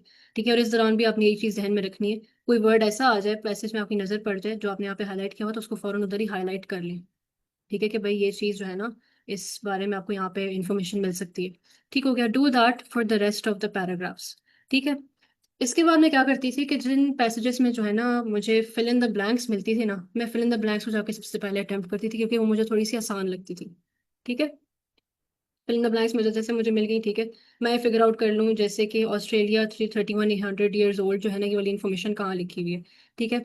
जैसे ही मैं ये फिगर आउट कर लूँगी किस पैराग्राफ में ये चीज़, ठीक है, तो मैं उसी पैराग्राफ के अंदर जो है ना जाके फिल इन द ब्लैंक्स वगैरह को अटेम्प्ट कर लेती थी। और इंस्ट्रक्शंस आपने बहुत ज़रूरी जहन में रखनी है, अगर वन वर्ड लिखा हुआ है तो आपने वन वर्ड ही लिखना है, साथ में नंबर वगैरह नहीं डालना, वर्ड का मतलब it should be a word. Instructions follow करना बहुत इंपॉर्टेंट है। ठीक है। ये एक ऐसी मिस्टेक है जिसमें आपके मार्क्स लूज नहीं होने चाहिए। ठीक है। एक ये चीज़ हो गई। ठीक है। ट्रू फॉल्स भी यूजुअली ऑर्डर में गिवन होता है। अच्छा, ट्रू फॉल्स के लिए भी मैं ना एक आइल्स लिस्ट की मैंने एक वीडियो देखी थी, वो काफ़ी हेल्पफुल थी, मैं उसका बाद में शायद लिंक भी शेयर कर दूँ। वो एक उन्होंने ना, मैं उसको शॉर्ट में बता रही थी कि उन्होंने ट्रू फॉल्स के बारे में क्या बताया था। ट्रू फॉल्स नॉट गिवन और येस नो नॉट गिवन, ये सारे क्वेश्चन मैं जैसे कि बताए ऑर्डर में दिए होते हैं, अगर आपको इस क्वेश्चन की डिटेल इस लाइन में मिलेगी, ठीक है, तो अगले क्वेश्चन की डिटेल आपको इसके बाद ही मिलेगी, उसके लिए आपने पीछे नहीं जाना। ठीक है। और जो technique true false not given के लिए यूज होती है वही technique yes no not given के लिए भी यूज होती है। ठीक है। अच्छा, आइल्स लेसन ने एक बात बहुत एम्फेसाइज की थी कि ट्रू मीन्स कि जो क्वेश्चन आपका दिया हुआ है स्टेटमेंट उससे एग्री कर रही है जो पैसेज में आपको मिल गया है।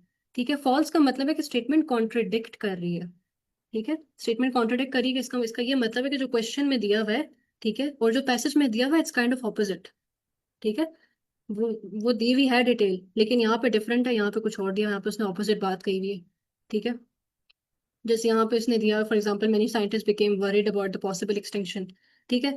अब हो सकता है पैसेज में उसने दिया हो कि भाई many scientist were happy about it. ठीक है। अब ऑपोजिट स्टेटमेंट आ गई ना, तो इसमें हम कर देंगे भाई ये स्टेटमेंट फॉल्स है। एक और जो चीज़ है नॉट गिवन और फॉल्स में बड़ी कंफ्यूजन होती है कि नॉट गिवन और फॉल्स में क्या डिफरेंस होता है। ये आपको उस यूट्यूब वीडियो में ज़रा डिटेल में मिलेगा, मैं वो बाद में इंशाल्लाह सेंड कर दूंगी when I upload my slides. तो उसमें उसके बाद वही मैंने अपनी वेबसाइट की तरफ रीडायरेक्ट कर रही होती जिसमें उसने 4-5 एटलीस्ट जो है ना प्रैक्टिस क्वेश्चंस डाले हुए ट्रू फॉल्स नॉट गिवन से रिलेटेड ना। वो आई वुड रिकमेंड कि आप लोग एटलीस्ट 4-5 कर लें आइडिया लेने के लिए। ठीक है। और अच्छा, नॉट गिवन में ये है कि एक मैं यहाँ पे जो बात बताना चाहूंगी, जैसे फॉर एग्जाम्पल टी फ्लिंस का मुझे यहाँ पे जरा नजर आया था, तो मैं इसको यहाँ पे एक मिनट कर देती हूँ। अच्छा, फॉर एग्जाम्पल एग्जाम्पल दे रही हूँ मैं, एक्चुअल मैंने पैसेज फिलहाल नहीं पढ़ा हुआ। ठीक है। मैंने इस क्वेश्चन को अटेम्प्ट करना है। ठीक है। और मुझे ये पता चल गया कि इसका आंसर जो है ना यही इसी किसी सेंटेंस में मुझे मिलेगा। ठीक है। इतना मैंने फिगर आउट कर लिया। ठीक है। अब मैं सेंटेंस को पढ़ती हूँ। ठीक है। और मैंने इवन ये भी देख लिया कि अगले जो क्वेश्चन का पार्ट है वो इसके बाद यहाँ पे आ रहा है, इसका मतलब है कि इसका पार्ट इससे पहले ही है। अगर तो मुझे ये लगे कि यार इसकी बारे में डिटेल जो है ना नहीं दी हुई, जैसे फॉर एग्जांपल इम्प्रैक्टिकल का उन्होंने मेंशन किया हुआ है। अच्छा, ये बहुत इंपॉर्टेंट है कि आपने क्वेश्चन को बड़े अच्छे तरीके से समझना है। ट्रू फॉल्स नॉट गिवन में आपने वर्ड्स हाईलाइट कर लेने हैं अपने लिए। ठीक है। उसको समझने के लिए सही तरीके से एक एक वर्ड आपने उसका समझना है। ठीक है। और उसके बाद आपने पैसेज वगैरह में मूव ऑन करना है। ठीक है। अब मुझे लगे कि यार यहाँ पे उन्होंने बताया हुआ है कि हिज टेक्निक या his proposal came out to be impractical. ठीक है। फॉर एग्जांपल यहाँ पे इस सेंटेंस में इस बारे में इंफॉर्मेशन नहीं दी हुई होती। ठीक है। ये आपको टेक्निक्स वगैरह यूट्यूब से ज़्यादा बेहतर मिलेंगे कि आपने लाइक नॉट गिवन वगैरह फिगर आउट किस तरह करना है। अगर इस बारे में डिटेल ज़्यादा खास नहीं दी हुई, इट्स अनक्लियर, तो इसका मतलब है कि वो नॉट गिवन है। ठीक है। नॉट गिवन में यूजुअली लोग एक बहुत कॉमन मिस्टेक करते हैं। ठीक है। कि अगर यहाँ पे नॉट गिवन वाली डिटेल उनको समझ आ जाए ना कि यार यहाँ पे नहीं दी हुई है डिटेल, तो बाकी पूरा पैसेज जो है ना खंगालना शुरू कर देते हैं। पूरा पैसेज बाकी रेस्ट जो है ना रीड करना शुरू कर देंगे ये देखने के लिए यार ये इन्फॉर्मेशन दी हुई है वाकई या नहीं। ये वाला काम आपने नहीं करना। ठीक है। अगर आपने आपने फिगर आउट कर लिया कि इस सेंटेंस में इस क्वेश्चन का आंसर मिल सकता है, इसी के अंदर आपने फैसला करना है ट्रू है फॉल्स है या नॉट गिवन है, इसके आगे नहीं पढ़ना उस क्वेश्चन को आंसर करने के लिए। ठीक हो गया। यस नो नॉट गिवन में भी यही सेम होता है, बस उसमें ये होता है कि आपको राइटर का जो है ना ओपिनियन के बारे में बताना होता है कि राइटर का क्या ओपिनियन है इस बारे में। ऑलराइट, चले लेट्स मूव ऑन। अच्छा, अब पैसेज 2 आ जाता है, इसमें भी वही बात। अच्छा, ये जो है ना मैचिंग हेडिंग्स वगैरह, इसके बारे में मैं एक बात बता दूं, मैं इसको एंड में अटेम्प्ट करती थी हमेशा। जब भी किसी पार्ट में आ जाए मैं इसको हमेशा एंड में अटेम्प्ट करती थी। क्यों? क्योंकि जब मैं बाकी सारे फिल इन द ब्लैंक्स मैंने बताया मैं पहले अटेम्प्ट कर लेती थी, मुझे वो आसान लगती थी। ठीक है। जब मैंने बाकी सारा अटेम्प्ट कर लिया होता था ना, तो आप बाकी सारे क्वेश्चंस में होता है कि एटलीस्ट आप 60 to 70% का पैसेज को ना रीड भी कर चुके होते हैं, समझ भी चुके होते हैं। ठीक है। तो उसमें क्या होता है कि आपको ना आइडिया हो जाता है कि हर पैराग्राफ में थोड़ा बहुत आइडिया हो जाता है कि हर पैराग्राफ में क्या डिटेल दी हुई है। ठीक है। तो जब आप मैचिंग हेडिंग्स तक पहुंचते हैं ना, तो फिर अक्सर इवन मेरे साथ ये भी हो रहा होता था कि मैं एटलीस्ट एक को जो है ना आंसर कर पाती थी आसानी से। यार मुझे इस जो है ना क्वेश्चन की डिटेल जो है ना इस पार्ट की डिटेल मुझे इस पैराग्राफ में मिली थी। ठीक है। आप इवन इसमें भी हाईलाइटिंग कर सकते हैं। ठीक है। इसमें भी मैचिंग हेडिंग्स में इसको जो जितने भी वर्ड्स वगैरह हैं, उसको कॉमन कोई है ना इंपॉर्टेंट वर्ड्स हैं तो उसको हाईलाइट करना है। जैसे यहाँ पे वो एक ऑर्गेनाइजेशन के बारे में पूछ रहा है कि भाई एक ऑर्गेनाइजेशन की डिस्क्रिप्शन आ रही हो, तो मैं पैसेज रीड कर रही हूँ। ठीक है। बाकी क्वेश्चंस को आंसर करने के लिए मुझे जहाँ कहीं भी ऐसी डिटेल मिलती है, मुझे याद आता है कि भाई मैंने इस क्वेश्चन में ये चीज़ हाईलाइट की हुई थी, तो मैं वहाँ पे उस चीज़ को जाके पहले आंसर कर दूंगी भाई ये चीज़ मुझे यहाँ पे मिल गई है। ठीक है। लेकिन जो उसको प्रॉपर टाइम देने वाला काम था वो मैं एंड पे ही करती थी। ठीक है। और वो मैं कैसे करती थी कि एक एक हेडिंग में पढ़ती थी। ठीक है। एक एक मैंने हेडिंग वगैरह पढ़ी। ठीक है। और फिर उसके बाद मैं हर पैराग्राफ को रफली रीड कर लेती थी कि कौन सी जो है ना हेडिंग किस पैराग्राफ से मैच हो रही है। ठीक है। इसी तरह इस हेडिंग को पढ़ा, और सॉरी इसी तरह इस हेडिंग को पढ़ा और फिर पैराग्राफ्स को स्कैन किया, देखा कि कौन सी डिटेल किस उसमें दी हुई है। ठीक है। इसको अटेम्प्ट करने से पहले आप एक और दफ़ा ओवरव्यू सा ले लें इस मैचिंग हेडिंग्स में सारे हेडिंग्स का, ठीक है। ताकि आपको लेट्स से आपने पैराग्राफ पढ़ा, ठीक है, आपको लग रहा है कि यार आपने इस क्वेश्चन में इस हेडिंग में आपने बात पढ़ी थी, तो आप इस हेडिंग को आंसर कर दें, ठीक है। एंड सिमिलरली इस तरह आपका ये वाला काम चलता है। मैं इसको एंड में अटेम्प्ट करती थी मैचिंग हेडिंग्स को, क्योंकि उस टाइम तक मैंने अच्छा खासा पैराग्राफ इतना पढ़ चुका होता था कि इसको जो है ना मैं आराम से एक्स्ट्रा 4 to 5 मिनट्स फिर मैं इसको दे पाती थी अराउंड एंड में, ठीक है। ये वाला हो गया फॉर मैचिंग हेडिंग्स, ठीक हो गया। और ये इसमें वही वाली बात कि हाईलाइटिंग कर लें इंपॉर्टेंट चीज़ें, आपको रीड करते हुए वो चीज़ मिलेगी पैराग्राफ्स में, तो आपने इसको आके अटेम्प्ट कर लेना, ठीक है। और हाँ यस, जो भी कोई चीज़ आपको डिटेल मिलती है ना, मिक्स्ड भी भले सही, ठीक है। फॉर एग्जांपल आपको कोई डिटेल मिली है इस ब्लैंक से रेलिवेंट, इसको आके अटेम्प्ट कर लें पैसेज में, ठीक है। उसके बाद आपको डिटेल मिलती है इस क्वेश्चन से रेलिवेंट, इसको आके अटेम्प्ट कर लें। मिक्स में भी आप बेशक अटेम्प्ट कर लें, अटेम्प्ट करना है, राइट, आपका टाइम नहीं वेस्ट होना चाहिए। तो जिस भी क्वेश्चन से रेलिवेंट आपको डिटेल मिले, फ़ौरन जाके आप उसको अटेम्प्ट कर लें, ताकि आपका टाइम ना वेस्ट हो। अच्छा, इसके बाद ma'am sorry for interruption, hand raise में क्वेश्चन ले लें कि अभी आप कंटिन्यू करेंगे? मैं थोड़ा सा ये डिस्कस कर रही हूँ, बस 2 मिनट का रह गया, फिर हम ले लेते हैं क्वेश्चंस। ओके। अच्छा, इसमें भी वही वही चीज़ है। इसमें यह है कि जिस तरह जब इस तरह के क्वेश्चंस आते हैं ना, ये पैसेज 3 की तरफ मैं आ गई हूँ, जब इस तरह के क्वेश्चंस आते हैं ये यूजुअली थर्ड पैसेज में ही आते हैं, ठीक है। जब उसमें वो कहे कि भाई कि फर्स्ट पैराग्राफ में किस बारे में बात हो रही है, ठीक है। तो मैंने आप लोगों को शुरू में बताया था कि रीडिंग में मैं क्या करती थी, फर्स्ट पैराग्राफ और लास्ट पैराग्राफ मैं पहले ही पढ़ लेती थी, ठीक है। तो जैसे ही आप फर्स्ट पैराग्राफ पढ़ने पे आए और आपको ऐसा कोई क्वेश्चन दिया हुआ है जिसमें फर्स्ट पैराग्राफ की डिटेल मांग रहा है, आपने यहीं पे इस क्वेश्चन को फिर आंसर कर देना है फर्स्ट पैराग्राफ को उतना ध्यान से। आपने फर्स्ट टाइम में ही आपने ऐसे वाले साइट से आपने अटेम्प्ट करना है उसको कि आप इस क्वेश्चन को अटेम्प्ट कर सके, ऑप्शन वगैरह पढ़ के आपने समझ के फिर इसको फौरन अटेम्प्ट कर लेना है, ठीक है। और लेट्स से इसी तरह अगर लास्ट पैराग्राफ के बारे में क्वेश्चन में कहीं पे पूछ रहा हो, ठीक है, आप लास्ट पैराग्राफ रीड करें, ठीक है, फिर जाके उसको अटेम्प्ट कर लें, ठीक हो गया।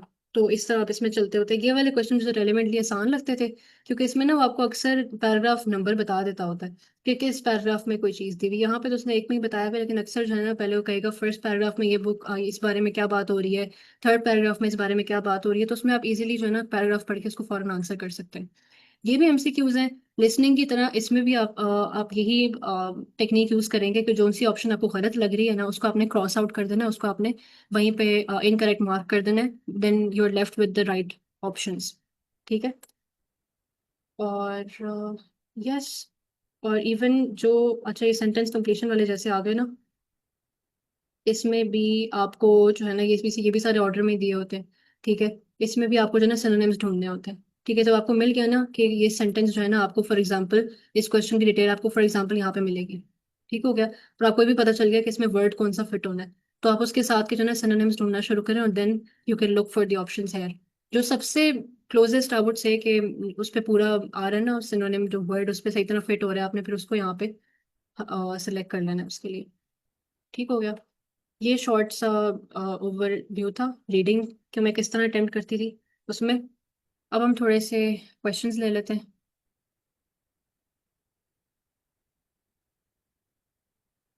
जी मैम फरवा, आप क्वेश्चन पूछ सकती हैं। I have a question कि during our real GTE exam हमारे पास जो passage होगा, जो questions होंगे side by side होंगे और questions will be right after the passage. नहीं नहीं, वो साइड बाय साइड ही होंगे इंशाल्लाह, Okay, जिस तरह that's आपका good. सिमुलेशन में दिया हुआ है। इवन और रियल टेस्ट हमारे में भी। पास जी जी। और हमारे पास ऊपर टाइमर वगैरह भी शो हो रहा होगा. जी जी, आपको का टाइम शो हो रहा होता है। ठीक है, perfect. जी सर, हमाद सलीम। अच्छा, मेरा क्वेश्चन तो नहीं है, लेकिन मैं मैचिंग हेडिंग के हवाले से बात करना चाहता हूँ, बताना चाहता हूँ एक ट्रिक कि आप ना सबसे पहले जो पैराग्राफ्स छोटे हैं उनको ट्राई करें, उनकी हेडिंग फाइंड करने के। उसके बाद वो क्योंकि इजी होता है और आप एलिमिनेट कर सकते हैं आप जो भी ऑप्शंस होते हैं, तो फिर ऐसे इजी रहता है। जी, आप ये वाली स्ट्रैटेजी भी यूज कर सकते हैं। ओके, जी सर अब्दुल रहमान। मैम, मेरे एक्चुअली मल्टीपल क्वेश्चंस हैं। एक तो मेरा लिसनिंग में क्वेश्चन ये है कि मैंने आर्ट सिमुलेशन में काफ़ी ज़्यादा टेस्ट हुए लिसनिंग के, मैंने ऑलमोस्ट 40 टेस्ट परफॉर्म किए हैं। तो मुझे उसमें ये चीज़ आ रहे थे, टाइम्स मैं स्पेलिंग जो हम स्टार्ट करते हैं उसमें मैं फर्स्ट लेटर को स्मॉल करता हूँ और मेरा वो सम टाइम्स गलत होता है, सम टाइम्स ठीक होता है। एक तो ये मेरी मिस्टेक थी, और दूसरी मुझे ये है कि मैंने रीडिंग की काफ़ी ज़्यादा प्रैक्टिस की थी। तकरीबन 10 से 15 मैंने जो है रीडिंग के टेस्ट परफॉर्म किए हैं। लेकिन मेरा उसमें बहुत ज़्यादा गंदा स्कोर है। मैंने बहुत टिप्स एंड ट्रिक्स यूज़ किए हैं, लेकिन मैं 20 से ऊपर नहीं जा पा रहा। हालांकि लिसनिंग में मैं 36 तक 37 तक भी मेरे टेस्ट हुए हैं, लेकिन रीडिंग में मैं बिल्कुल जीरो जा रहा हूँ। मतलब 20 is not a good score, मतलब बिल्कुल भी अच्छा स्कोर नहीं है। तो मुझे समझ नहीं आ रही, मैं जो आपने टिप्स एंड ट्रिक्स यूज की हैं वो मैंने लेक्चर्स में भी सुनी है, मैंने अप्लाई भी की है, बट मेरे से सॉल्व नहीं होता। मैचिंग क्वेश्चंस के ऊपर आके मतलब मेरा 1 घंटा 10 मिनट भी लग जाता है, 1 घंटा 20 मिनट भी लग जाता है, लेकिन फिर भी मेरे से क्वेश्चन सॉल्व ही नहीं होते। रीडिंग में आके मेरा बिल्कुल जीरो हो जाता है। ठीक है। अच्छा सर, इसमें मैं आपको रिकमेंड करूंगी, ये टिप मैंने शुरू में भी मेंशन की थी कि कोई आपको क्वेश्चंस पर्टिकुलरली जिसमें आपको लग रहा हो ना कि आपके अक्सर इसमें मार्क्स कट रहे होते हैं, ठीक है, अक्सर लेट्स से आपका ट्रू फॉल्स गलत हो रहा हो या अक्सर आपका मैचिंग हेडिंग्स गलत हो रहा हो, तो उसको आप अलहदा से जाके उस तरह के क्वेश्चंस को प्रैक्टिस कर लें। आइल्स लिस्ट पे मैंने ये चीज़ देखी अक्सर कि आपको जो है ना पर्टिकुलर क्वेश्चंस की लिस्ट दे देते हैं, आप उन पर प्रैक्टिस कर सकते हैं। और भी बहुत सी वेबसाइट्स होंगे, आई एम श्योर आप उनकी हेल्प लें। जब आपकी उसमें ग्रिप अच्छी हो जाए फिर आप मॉक टेस्ट पे मूव कर जाएं। और इसके अलावा आपने कहा कि आप 1 घंटा 20 मिनट तक भी दे जाते हैं। आई वुड रिकमेंड कि आप ऐसा ना करें, ठीक है। आप पूरा उसको 60 मिनट्स का ही टाइम दें जितना उसका है, ठीक है। और आइल्स सिमुलेशन वाले में ना क्या होता है कि आपको हर पैसेज के नीचे ना एक वीडियो दी हुई होती है। इसमें ना 1 मिनट मैं स्क्रीन दोबारा शेयर करके दिखा देती हूँ। इसमें ना आपको वो डिटेल में सारे आंसर्स के एक्सप्लेनेशन दे रहा होता है, ठीक है। हर आई वुड से कि हर एक को डिटेल में एक्सप्लेन कर रहा होता है कि ये आंसर था तो वो क्यों था, ठीक है। कोई आपकी चीज़ गलत हुई है तो आप उसको जाके जो है ना वापस रेफर करें कि आपकी ये चीज़ गलत हुई तो इसमें उसने किस तरीके से उसको हाईलाइट किया हुआ था या उसने किस तरीके से उसको आंसर किया हुआ था। तो ये मैं आपको रिकमेंड करूंगी। और सर, पहले आपने क्वेश्चन क्या पूछा था कि आपका जो फर्स्ट वर्ड गलत हो जाता है, इस तरह का आपने कुछ पूछा, वो रिपीट कर सकते हैं? जी मैम, वो मेरा क्वेश्चन ये था कि मैंने लिसनिंग के टेस्ट को जब भी मैं मतलब मोस्ट ऑफ द टाइम्स मैं जब लिसनिंग के क्वेश्चंस को करता हूँ, जब फर्स्ट लेटर होता है वो मैं अगर स्मॉल लिखता हूँ, समटाइम्स वो गलत हो जाता है, समटाइम्स वो ठीक हो जाता है। ओके, ये किस तरह के, कोई एग्जांपल दे सकते हैं किस तरह के उसमें होता है आपके साथ, लाइक कोई जी एग्जांपल मैम, जैसे आंसर्स आपके गलत समटाइम्स हुए हैं? जैसे समटाइम्स एक किसी भी कोई प्रॉपर नाउन आ जाता है, किसी पर्सन का नेम आ जाता है और मैं उसको बेदहानी में स्मॉल में ही लिख देता हूँ, या कोई स्पेशली कोई लोकेशन आ जाती है, या फिर कोई समथिंग कोई भी प्रॉपर चीज आ जाती है, कॉमन नाउन नहीं कोई प्रॉपर नाउन आ जाता है, तो मैं उसको भी स्मॉल लिख देता हूँ। समटाइम्स वो ठीक हो जाता है, लेकिन समटाइम्स वो गलत भी हो जाता है।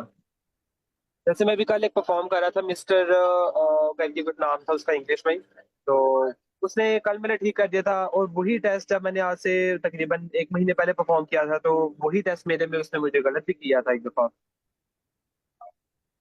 अच्छा सर, आप ये टेस्ट कौन सी वेबसाइट से प्रैक्टिस करते हैं?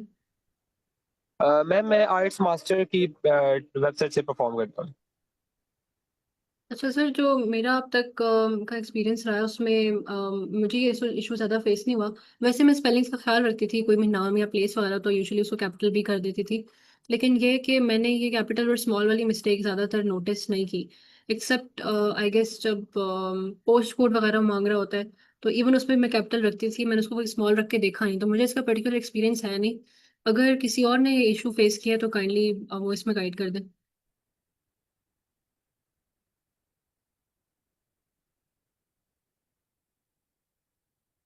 क्योंकि आप नोटिस के आप स्मॉल रखें कैपिटल रखें, वो यूजुअली उसको सही कर देता है। अच्छा, इवन सर अगर आइल्स वर्ल्डली पे होता है ना, तो आइल्स वर्ल्डली पे आई गेस आपको वो खुद से वैल्यूएशन तो नहीं करता, राइट?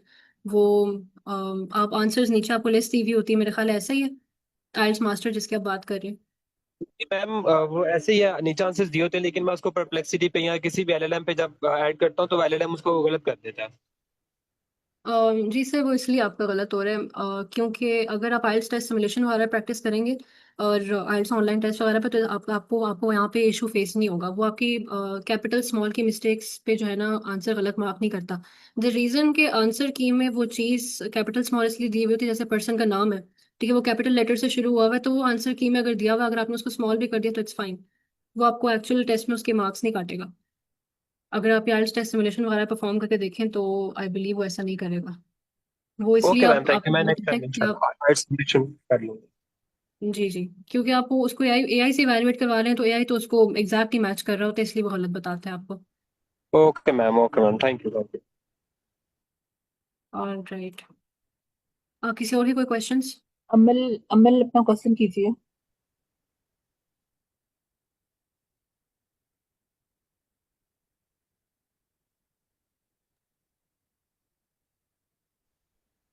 हेलो। जी जी मैम, आपकी आवाज़ आ रही है। मैम मुझे बताइएगा कि कब पता चलता है कि हम जो है वो रियल टेस्ट के लिए रेडी हो चुके हैं, लाइक उसको बुक कर लेना चाहिए। अच्छा मैम, इसमें मैं आपको ये कहूँगी कि हम कभी भी 100% प्रिपेयर नहीं होते। इवन मैंने अपने लिए ये स्ट्रैटेजी रखी थी कि मैंने टेस्ट को ना 1 महीना पहले ही बुक करा लिया था।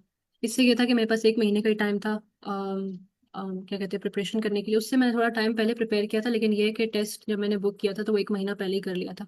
इससे I kind of got a deadline कि इफ आई एम 100% प्रिपेयर्ड और नॉट, मैंने बस टेस्ट देना ही देना है। ये आपको जो है ना सर जफर भी कहेंगे कि आपको हमेशा कभी भी 100% प्रिपेयर्ड फील नहीं होता। ठीक है, और आपने उसकी तरफ जाना भी नहीं है। आप बस अपना टेस्ट बुक कर लें। ठीक है, उतना आई वुड से कि अप्रोप्रिएट टाइम जितना आपको लगता है कि आपको लगेगा तैयारी करने में, उस वक्त के लिए आप बुक कर लें, और बस जितनी आपकी प्रिपरेशन हो आप उस पर दे आए। इसके लिए कोई आई वुड से कि एग्जैक्ट टाइम नहीं है किसी के लिए भी। किसी को 2 महीने लग सकते हैं तैयारी में, किसी को आई वुड से 0.5 मंथ्स लग सकता है, या इसके लिए डिफरेंट है। बट आई वुड से कि आप अपने आपको डेडलाइन दे दें और उसके दौरान ही बस प्रैक्टिस करती ना, तो इंशाल्लाह that would work. But ma'am Rewa कितना लाइक जब हम प्रैक्टिस कर रहे हैं तो कितना स्कोर होना चाहिए जो लाइक अच्छा स्कोर है कि हमें जो है आइडिया हो कि हम लाइक अभी प्रिपेयर्ड हैं, या टेस्ट बुक कर लेना चाहिए। ओके। अच्छा मैम, इसमें ये है कि अगर आपका majority most of the times अगर आपका अच्छा स्कोर आ जाता है ना, जैसे आपका डिजायर्ड बैंड अगर आप 8.5 लेना चाह रहे हैं, ठीक है, फॉर एग्जांपल लिसनिंग रीडिंग में किसी में भी, ठीक है, अगर आपका डिजायर्ड बैंड मोस्टली प्रैक्टिस में आ जाता है, कभी कभी वो फ्लक्चुएट कर जाए, ठीक है, वो कभी 4 से 5 दफा में 6.5 पे चला जाए, 7 पे चला जाए, तो आपने उस पर डीमोटिवेट नहीं होना। ठीक है, अगर मोस्ट ऑफ द टाइम्स में आपका सही आ रहा है, ठीक है, तो आई वुड से कि आप रेडी, क्योंकि इवन मेरी प्रैक्टिस में भी ऐसे हो रहा था कि इवन अगर आपको अभी भी अपने स्कोर्स वगैरह दिखाऊं तो उसमें वो काफी ऊपर नीचे बीच में जा रहा था। अक्सर 8.5 आ जाता था। अगले टाइम में प्रैक्टिस करूँ 6.5 आ जाता था। तो yes. Okay ma'am, thank you. Ma'am Rewa, ये थ्रेड में क्वेश्चन आया, जाहिद में पूछ रहे हैं कि आप लिसनिंग और रीडिंग इकट्ठे बैठ के करती थी, क्या सिनेरियो था? जी जी, मैंने लिसनिंग और रीडिंग को शुरू में, मैंने बताया कि मैंने शुरू में लिसनिंग और रीडिंग को स्टार्ट में ही टाइम दे दिया था। ठीक है, मैंने almost 80 to 85% of my preparation time जो मैंने लिसनिंग और रीडिंग को ही दिया था। एक दिन में मैं तकरीबन 2 लिसनिंग रीडिंग टेस्ट कर लेती थी, और like around 3 to 4 listening test. ये दोनों मैंने साथ ही किए थे। उसके बाद फिर मैं राइटिंग और स्पीकिंग पे मूव ऑन हुई, मैं दोनों फिर उन दोनों को साथ साथ लेके चल रही थी। अच्छा, ये भी एक चीज़ है मैं यहाँ पे मेंशन करना चाहूंगी, ये कुछ लोग स्ट्रैटेजी यूज करते हैं चारों मॉड्यूल्स को साथ लेके जाने वाली प्रैक्टिस करने में। ठीक है, एक ही दिन में लिसनिंग भी कर रहे हैं, एक ही दिन में रीडिंग भी कर रहे हैं, एक ही दिन में स्पीकिंग राइटिंग हर चीज चल रही है। मैं उस स्ट्रैटेजी को बिल्कुल भी रिकमेंड नहीं करती। एक तो आप थक जाएंगे, ठीक है, और दूसरा ये कि आप एक ही मॉड्यूल पे फुली फोकस नहीं कर पाएंगे। अगर आपका ओवरऑल बैंड स्कोर का टारगेट एटलीस्ट 7.5 या 8 तक है ना, तो फिर तो स्ट्रैटेजी बिल्कुल भी काम नहीं करेगी। आप एक तो जो है ना सारी चीज़ों को बराबर लेके चल रहे हैं, ज़्यादा नंबर ऑफ टेस्ट आप किसी मॉड्यूल के लिए प्रैक्टिस भी नहीं कर पाएंगे। ठीक है, और आई वुड से कि थक भी जाएंगे। तो यस, चले, let's move on if there are no more questions. थोड़ा सा रह गया है उसके बाद। ओके, मेरी स्लाइड शो हो रही है। जी मैम, क्लियर है। ओके। अच्छा, राइटिंग को थोड़ा सा डिस्कस कर लेते हैं। मैंने राइटिंग पे ज़्यादा तो फोकस नहीं किया था, लेकिन मैम मैंने शुरू में रीवा, मेंशन किया था कि आपको जी। इंटरप्ट करती हूँ, ये बच्चों के क्वेश्चन लेने हैं अभी अमल और फरवा का, या एंड पे लें? मैं राइटिंग डिस्कस कर लूँ फिर इसके बाद लेते हैं इंशाल्लाह। ओके मैम, एंड पे ले लेते हैं सारे क्वेश्चंस, ठीक है। जी जी। अब मैं स्पीकिंग के बाद बस थोड़ी देर की रहेगी, 5 से 10 मिनट, फिर हम लेते हैं इंशाल्लाह। चले, राइटिंग को थोड़ा थोड़ा सा बहुत मैं बता दूं। मेरा इतना बैंड स्कोर अच्छा नहीं था, 6.5 था राइटिंग में, लेकिन जितना मैं जितना आप लोगों को इस पर रिकमेंड कर सकी मैं करूँगी। ठीक है, पहले तो राइटिंग में ये चीज़ है कि आपने हर डिफरेंट टाइप के ऐसे की जो है ना उसकी स्ट्रक्चर देख लेना है। ठीक है, आप आइल्स एडवांटेज पे जाएंगे, आपको ज़्यादा अच्छा वो मिल जाएगा वहाँ पे जो है ना, टाइप पार्ट 2 के लिए ना स्पेसिफिकली आपको हर क्वेश्चन टाइप के ना एग्जाम्पल आंसर्स दिए होते हैं। ठीक है, उससे आपको अच्छा सॉरी स्ट्रक्चर का पता चल जाता है। जैसे फॉर एग्जांपल आपने पार्ट 1 की अगर बात करूँ तो आपने पहले पैराग्राफ में जो है पैराफ्रेजिंग करनी है, दूसरे पैराग्राफ में आपने ओवरव्यू सा देना है ग्राफ का, और आगे आपने बॉडी पैराग्राफ्स वगैरह बताने हैं। ठीक है, और ये सब आपको आपको जनरल सा स्ट्रक्चर स्ट्रक्चर आप यूट्यूब से या आइल्स एडवांटेज आइल्स लिस्ट वगैरह से आप देख लें। ठीक है, और इसी स्ट्रक्चर को फॉलो करके चले। ठीक है, एक ये चीज़ है। और दूसरी ये कि आप कुछ वोकेबलरी वर्ड्स मेमोराइज कर लें जो कि आप ज़्यादातर यूज़ कर रहे होंगे। फॉर एग्जांपल ओवरऑल वाला एक वर्ड है, ठीक है, जब आप ओवरव्यू सा दे रहे होते हैं ना स्टार्ट में पार्ट 1 में स्पेसिफिकली, तो आप ये वर्ड यूज़ कर सकते हैं वहाँ पे। ठीक है, इन कंक्लूजन वाला वर्ड आप वहाँ पे यूज़ कर सकते हैं जब आप कंक्लूड कर रहे हो अपने उसमें पैसेज को, अपने ऐसे को आप कंक्लूड कर रहे हो। फर्दर मोर एडिशनली, और बहुत सारे ऐसे लिंकिंग वर्ड्स हैं जो आप मेमोराइज कुछ कर सकते हैं। बहुत सारे नहीं मेमोराइज करें क्योंकि बहुत सारे याद भी नहीं रहते, लेकिन कुछ ऐसे जो आप अक्सर यूज़ कर सकें वो आप मेमोराइज कर सकते हैं। इसके अलावा आप चैट जीपीटी या कोई से भी एआई टूल के ऊपर ग्रामर, स्पेलिंग, पंक्चुएशन वगैरह की इवैल्यूएशन के लिए भी उसको यूज़ कर सकते हैं। ठीक है, यहाँ पे एक बहुत इंपॉर्टेंट पॉइंट है कि उसकी जो बैंड स्कोर इवैल्यूएशन होती है ना, उस पर आपने डीमोटिवेट नहीं हो जाना। बहुत से लोग ऐसे करते हैं कि राइटिंग में किसी को 5.5 है, वो 6 दे रहा हो, 6.5 दे रहा हो। ठीक है, तो उस बात में हम थोड़ा सा डिस्करेज हो जाते हैं कि यार ये तो बहुत कम आ रहा है। तो आई वुड से कि एआई इवैल्यूएशन सही भी नहीं होती। मैंने इस पे बकायदा एक डिटेल में यूट्यूब वीडियो देखी थी। एक लड़की थी, वो ना इसको बड़ा डिटेल में बता रही थी कि डिफरेंट एआई मॉडल्स जो होते हैं ये राइटिंग, स्पीकिंग वगैरह को ना किस तरह इवैल्यूएट करते हैं। स्पेसिफिकली राइटिंग के लिए बता रही थी उसने। क्या किया, इवन एक बैंड 8, बैंड 9 आंसर को भी जब वो एआई मॉडल्स को दे रही थी ना, तो उसको 6.5 दे रहा था, कभी 7 दे रहा था। ठीक है, तो उसकी बैंड स्कोर इवैल्यूएशन पे आपने रिलाई नहीं करना। आप ग्रामर, स्पेलिंग, पंक्चुएशन वगैरह उससे सही करवा लें अपनी, वो मिस्टेक्स आप कोशिश करें रिपीट ना हो आपकी। ठीक है, एंड यस, बाकी जो छोटी मोटी टिप्स हैं वो मैं आपको रिकमेंड करूँगी आप लोग यूट्यूब से ही देखें। कि आइल्स लेस मैंने यूज़ किया था, आइल्स एडवांटेज वगैरह ये मेरे लिए हेल्पफुल रही थी। उनसे आपको डिटेल्ड इंशाल्लाह गाइडेंस मिल जाएगी। एंड मैम ये जो क्वेश्चंस थे, सॉरी, जो आप ओपिनियन आंसर्स होते हैं, एडवांटेज या डिसएडवांटेजेस वाले होते हैं, इसके लिए आपने कोई टेम्पलेट यूज किया था या फिर आपने इसको सेल्फ किया था? नहीं सर, मैंने कोई टेम्पलेट यूज़ नहीं किया था इनमें। मैंने जो भी इवन आंसर्स लिखे थे वो अपने उससे उन पे ही लिखे थे। मैंने टेम्पलेट्स वगैरह कभी यूज़ नहीं किए, इवन कभी आंसर्स मेमोराइज भी इतने को खास नहीं किए। हाँ, एक चीज़ थी, मैंने आइल्स का जैसे मेंशन किया था ना, उन्होंने अपनी प्लेलिस्ट में राइटिंग पार्ट 1, अगर आप उसका सर्च करें ना, मैं इवन लिंक भी डाल दूंगी उसके बाद में, उसमें ना उन्होंने एक लेआउट सा बताया हुआ था कि स्पेसिफिकली पार्ट 1 वगैरह के लिए ना, कि आप जब उसका इंट्रोडक्शन पैराग्राफ लिख रहे हो, पैराफ्रेजिंग वगैरह, तो वो आपने किस तरह लिखना है। उसकी उसने काफ़ी डिफरेंट वेरिएशंस बताई हुई थी कि आप किस तरह उसको लिख सकते हैं। ठीक है, ताकि उस चीज़ में एटलीस्ट आपकी गलती ना हो। डिफरेंट मिस्टेक्स भी उसने पॉइंट आउट की हुई थी जो आपको अवॉइड करनी है। ऐसी चीज़ें जो आप ऐड कर लें जो आपको फ़ायदा दे सकती हैं। ठीक है, कौन से वर्ड्स आपने ऐड करने हैं, कौन से वर्ड्स नहीं ऐड करने, वो चीज़ हेल्पफुल थी। लेकिन यह है कि टेम्पलेट वगैरह मैंने फॉलो नहीं किया था। Okay okay, ma'am, thank you. Welcome. Okay, अगली जो चीज़ मैंने स्लाइड पे डाली हुई है, ये दिस माइट बी हेल्पफुल, मुझे एक दफ़ा मॉडरेटर ने सेंड की थी। ये जो है ना, जब आपके ओपिनियन वगैरह वाले एसेस होते हैं ना, उसमें आप ये कुछ इसमें से आप 1-2 वगैरह याद कर लें, जितने भी याद हो सकें। ठीक है, उनको एक एक करके इम्प्लीमेंट कर सकते हैं आप। ठीक है, जैसे फॉर एग्जांपल ये है कि आपने एक चीज़ आपने मेमोराइज करी कि one of the main reasons for my view is that, आगे आप अपनी स्टेटमेंट लिख दें। ठीक है, एक आप जब ऐसे प्रैक्टिस कर लें आप ये यूज़ कर लें। ठीक है, लेकिन मेक श्योर कि आप ये चीज़ ऐसा नहीं कि आप सारे मेमोराइज कर लें। ठीक है, और एंड में आप एग्जाम डे में मिक्सअप कराएं हर चीज़ को। ठीक है, आपने जो इवन एक्चुअल बात थी, या इवन आप इसमें लाइक कह लें कि वो सेंटेंस से कह लें कि उसमें फिट नहीं हो रहा हो। ठीक है, तो ये काम अवॉइड करेगा। ये सिर्फ सपोर्ट के लिए, अगर आप उसको यूज़ करना चाहें तो कर सकते हैं। मैंने इसमें से हो सकता है लाइक 1-2 मेमोराइज किए हों, और जाके मैंने एग्जाम में शायद वो लिख दिए थे। तो ऐसे ये हेल्प के लिए, if you want conclusion sentences में भी कुछ एग्जांपल्स है, आप इनको टेम्पलेट काइंड ऑफ कह लें, आप इसको यूज़ करना चाहते हो ये यूज़ कर सकते हैं। अच्छा, चले let's move on to speaking. ठीक है, जैसे मैंने बताया कि 15 to 20 मिनट्स के अराउंड टाइम का आपका टेस्ट होता है। इन पर्सन भी हो सकता है, आपका वीडियो कॉल पे भी हो सकता है।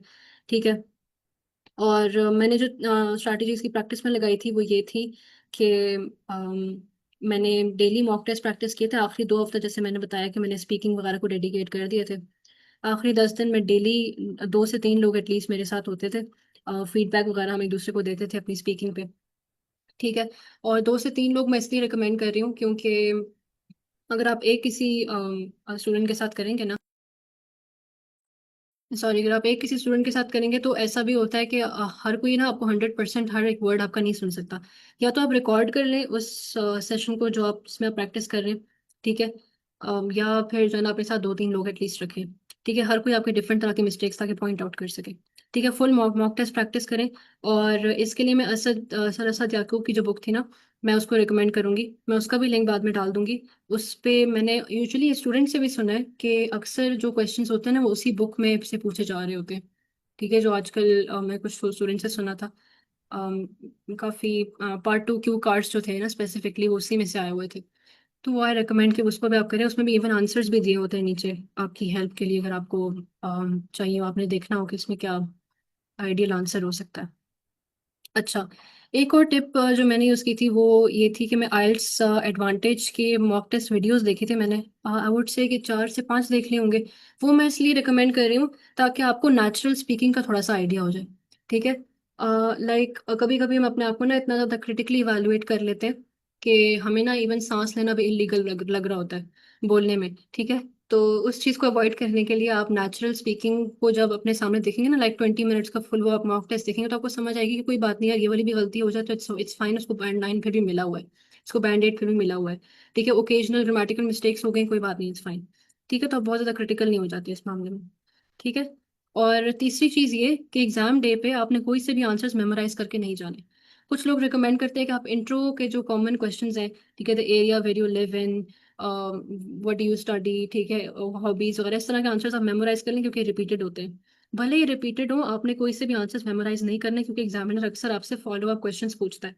ठीक है, जैसे लेट्स से अगर मेरे से उसने पूछा था the area where I live in, ठीक है, और बाद में जब मैंने बताया था लाइक अबाउट द एरिया, मुझे याद नहीं मैंने एग्जैक्टली क्या कहा था, लेकिन मुझे याद है उसने बाद में मेरे से सारे क्वेश्चंस ना इससे फॉलो अप ही पूछे थे। How are the people around you, ठीक है, do they help each other, इस तरह के ना फॉलो अप उसने मेरे से 4-5 सवाल उसी से रेलिवेंट पूछे थे। तो अगर आपने मेमोराइज्ड आंसर दिए ना, वो आपसे आगे कंफ्यूज करने के लिए आपको आपसे जो ना थोड़ा घुमा फिरा के सवाल करना शुरू कर देगा। ठीक है, वो फिर ऑफ कोर्स एक अच्छा इंप्रेशन नहीं जाता और आप इवन अटक भी जाएंगे बीच में। ठीक है, और एक और चीज़ ये कि अगर आप ऑनलाइन कॉल्स वगैरह पे प्रैक्टिस कर रहे हैं ना, तो ऐसा भी आप एक एटलीस्ट 1-2 दफ़ा ना किसी फ्रेंड के साथ या फैमिली मेम्बर या any one who can practice with you in person, ठीक है, आपके सामने कोई बैठ के ना आपको इंटरप्ट कर रहा हो बीच में बहुत ज़्यादा। ठीक है, आपका टेस्ट ले, फुल मॉक टेस्ट, आपको बीच में इंटरप्ट कर रहा हो और अजीब से एक्सप्रेशंस दे रहा हो। मेरे एग्जामिनर ने मुझे एक्सप्रेशंस तो नहीं दिए थे लेकिन मुझे इंटरप्ट बहुत किया था बीच में। मुझे एटलीस्ट याद है लाइक 4-5 दफ़ा उन्होंने मुझे इंटरप्ट किया होगा। ठीक है, लेकिन चूंकि मैंने माइंड में चीज़ बिठाई हुई थी कि भाई इट्स नॉर्मल, तो मैं उस चीज़ की वजह से कंफ्यूज नहीं हुई। लाइक ऐसा ना हो कि आपको वो इंटरप्ट करे, आप ये सोचने लग जाएंगे यार मेरा आंसर बड़ा फजूल किस्म का इसलिए मुझे इंटरप्ट कर रहे हैं, या उसने अगर अजीब सा एक्सप्रेशन दिया है, जो कि मैंने कुछ स्टूडेंट से सुना है कि वो देते होते हैं। तो अगर वो आपको अजीब से एक्सप्रेशन दे तो आप कंफ्यूज ना हो जाए कि यार मैंने कुछ गलत बोल दिया। ठीक है, तो इस चीज़ की प्रैक्टिस भी करके जाइएगा कि do not get confuse with either if they interrupt you और they give you weird expressions. ठीक है, और ओके यस, मैं कुछ और चीज़ें इसके बाद डिस्कस करती हूँ, then we can move on to questions. अच्छा, पार्ट्स का थोड़ा सा ब्रेकअप बता दूं। पार्ट 1 में आपने शॉर्ट आंसर्स देने होते हैं। ठीक है, आपको लेट्स से अब पूछ रहा है कि व्हाट डू यू स्टडी, ठीक है, तो अगर मैं हूँ तो मैं बता दूं भैया मैं bachelors student currently in my ex semester, I have chosen it because I like it and this. ठीक है, छोटा सा आपने आंसर देना है। स्टोरी या एग्जाम्पल वगैरह आपने इसमें ऐड नहीं करनी, हो पार्ट 1 में रिक्वायर्ड नहीं होती। ठीक है, पार्ट 2 में वो आपको, अच्छा ये एक मेरा वैसे इन पर्सन टेस्ट हुआ था, लेकिन ये भी कॉमन क्वेश्चन होता है कि आपके सामने टाइमर विजिबल होता है या नहीं ड्यूरिंग, आप जब पार्ट 2 वगैरह का स्पेशली दे रहे हो, तो मैं उस टाइम पे होता है ना हमारे सामने टाइमर विजिबल हो, तो हमारे सामने वो विजिबल नहीं होता। वो स्टॉप वॉच उन्होंने एग्जामिनर ने अपने सामने रखी होती है, वो आपको नजर नहीं आ रही थी, बट आपने लाइक 1 to 2 मिनट्स के लिए बोलना होता है। ठीक है, और इसमें जो आपके पास 1 मिनट दिया जाता है ना सोचने के लिए, जो आपको पार्ट 2 का क्यू कार्ड दिया होगा उस पर जितने भी आपके बुलेट पॉइंट्स दिए होंगे आपने मेक श्योर करना है आप वो सारे कवर करें। और आई रिकमेंड कि आप उन सारों को ऑर्डर में फॉलो करें, क्योंकि उससे ना फ्लो आपका अच्छा बन जाता है। ये मुझे एक मॉडरेटर ने सजेशन दिया था ड्यूरिंग प्रैक्टिस और I found it very helpful, कि उससे जो है ना मैं स्टोरी अच्छे तरीके से बना पा रही थी। जैसे लेट्स से वो आपको कोई प्लेस डिस्क्राइब करने को बोले, ठीक है, पॉइंट्स दिए हुए हों कि भाई what the place is, where is it located, what's so special about it, why do you like it. ठीक है, इस तरह के क्वेश्चंस दिए हो तो आप इन सारों को ऑर्डर में अगर बताएंगे ना तो आपके लिए आसान हो जाएगा। और दूसरा, कोई ऐसी बात चुने जिसके लिए आपके लिए कहानियां ऐड करना आसान हो। ठीक है, जरूरी नहीं वो असली आपकी रियल लाइफ में भी हुई हो, आप अपने आप से कोई छोटी कहानी बना के बता दें, उसमें भी कोई मसला नहीं है। ठीक है, वो आपकी स्पीकिंग जज करें, आपकी नॉलेज वगैरह जज नहीं करें। ठीक है, तो यस ये चीज़। और पार्ट 3 में आपने अपना आंसर बताना है। ठीक है, क्वेश्चन के आगे से आपने आंसर अपना स्टेटमेंट बताई। ठीक है, बाद में अपनी स्टोरी या एग्जाम्पल वगैरह आपने अटैच करनी है। ठीक है, इसमें थोड़ा सा आपका लंबा ही आंसर जाता है। ठीक है, तो यस एक ये चीज़ है। और सरासाद याकूब की बुक से प्रैक्टिस करें, वो अच्छी है। ठीक है, मोस्टली आई हर्ड के क्वेश्चंस आजकल उसी में से आ रहे होते हैं। और एक और चीज़ कि चार्ट जीपीटी वैल्यूएशंस और दूसरे आई टूल्स की वैल्यूएशंस पर रिलाई मत करें। मैं दोबारा बता रही हूँ, आप उससे कॉमन कोई ऐसी मिस्टेक्स जो वो सही तरह बता सकते हैं उसके लिए रिलाई कर सकते हैं। ठीक है, मैंने चार्ट जीपीटी से कभी मॉक टेस्ट स्पीकिंग का तो नहीं दिया, लेकिन मुझे ना ब्रिटिश काउंसिल से मैंने चूंकि टेस्ट दिया था, तो उन्होंने ना एक फ्लेक्स एआई ना, उनका एक टूल है ब्रिटिश काउंसिल वालों का ना, वो एक एआई टूल है। वो प्रीमियम लेता है, वो आपसे प्रीमियम मांगता है, ठीक है, लेकिन आपके टेस्ट के टाइम तक ना वो आपको डिटेल्ड फीडबैक देता है आपकी राइटिंग के ऊपर, आपकी स्पीकिंग के ऊपर। लिसनिंग रीडिंग में तो हमें ज़रूरत नहीं होती इतनी खास, लेकिन ये है कि राइटिंग स्पीकिंग के ऊपर ना बड़ी डिटेल वो फीडबैक देता है। मैंने उसको 2-3 दफ़ा यूज़ किया अपनी स्पीकिंग के लिए ना। उसने मुझे एक टाइम पे 5 दिया, अगली दफ़ा उसने मुझे 8 दिया, फिर वो मुझे कभी 5.5 दे दे, फिर मुझे कभी 7 दे दे। ठीक है, तो वो ऊपर नीचे जाने की वजह से मैं और डिमोटिवेट हो गई थी कि यार अभी इसने मुझे 8 दिया था, अभी मुझे 5 दे रहा है। ठीक है, तो दिस आई वुड से कि एआई टूल्स जितने भी हैं उन पे अपने बैंड वैल्यूएशंस पे एटलीस्ट बिल्कुल भी रिलाई नहीं करना। ठीक हो गया? And yes, I think that's all. इसके अलावा हाँ, पार्ट 2 वगैरह में आपको नोट्स बनाने के लिए पेन पेंसिल वगैरह भी दिया होगा। इवन लिसनिंग रीडिंग राइटिंग के दौरान भी आपको एक पेन पेंसिल दिया हुआ होगा। ठीक है, आप उसमें कोई चीज़ें राइट डाउन करना चाहें वो भी कर सकते हैं। ठीक है, और जो भी कोई क्यू कार्ड होता है ना, वो आपके सामने जितना भी टाइम आप बोल रहे होते हो आपके सामने पूरा टाइम पड़ा होता है। आप उससे बार बार अगर आप उसकी तरफ देखना चाहें तो आप देख सकते हैं। तो यस, अप टिल हेयर आप लोगों के क्वेश्चंस हो तो आप लोग काइंडली पूछ लें। ओके मैम, मिसबा का हैंड रेज है। मिसबा प्लीज अपना क्वेश्चन कीजिए।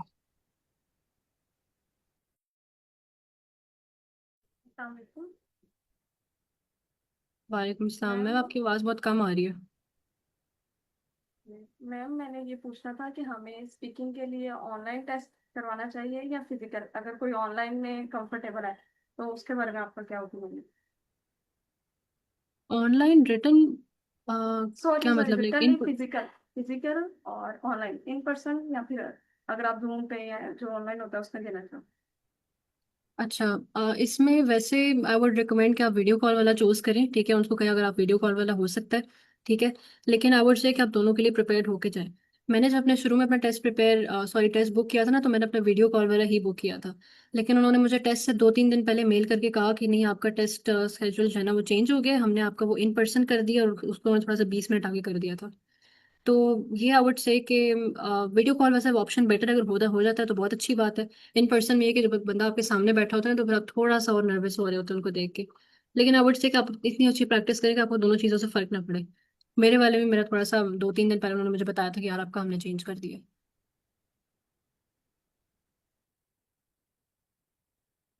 Yes sir, शजार। जी अस्सलाम वालेकुम। मैम मेरा क्वेश्चन ये है कि आप पर डे कितना टाइम देती थी अपनी प्रैक्टिस को, मींस आइल्स रीडिंग। मैं अगर अपनी बात करूं तो मैं आइल्स और रीडिंग के अगर ये टेस्ट एक एक परफॉर्म करूं तो उसके बाद रीडिंग राइटिंग तो मैं बिल्कुल नहीं कर पाता, और समटाइम्स ऐसा होता है कि डे स्किप भी हो जाते हैं मेरे से। तो आपकी प्रैक्टिस रूटीन क्या थी? ठीक है, जी सर, बिल्कुल आपका सही कंसर्न है। मैंने ऑलमोस्ट लाइक मैं आई वुड से कि 2 से 3 घंटे से ज़्यादा मैंने आइल्स प्रिपरेशन को नहीं दिए थे। इवन दो कि मैंने मेंशन किया कि मैं आइल्स के अलावा कुछ भी नहीं कर रही थी साथ। ठीक है, जो कि मैं आपको भी रिकमेंड करूंगी।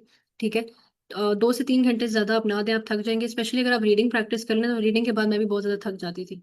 1-2 रीडिंग टेस्ट में हो जाते थे तो मेरा से पूरे दिन में जो है ना, कोई ज़्यादा और 1 घंटे टाइप टास्क है, राइटिंग एक और या रीडिंग टेस्ट एक और, मेरे से बहुत मुश्किल होता था प्रैक्टिस करना। तो मेक श्योर आप अपने टेस्ट में बर्न आउट ना हो रही हो, अपने प्रैक्टिस में बर्न आउट ना हो रहे हो।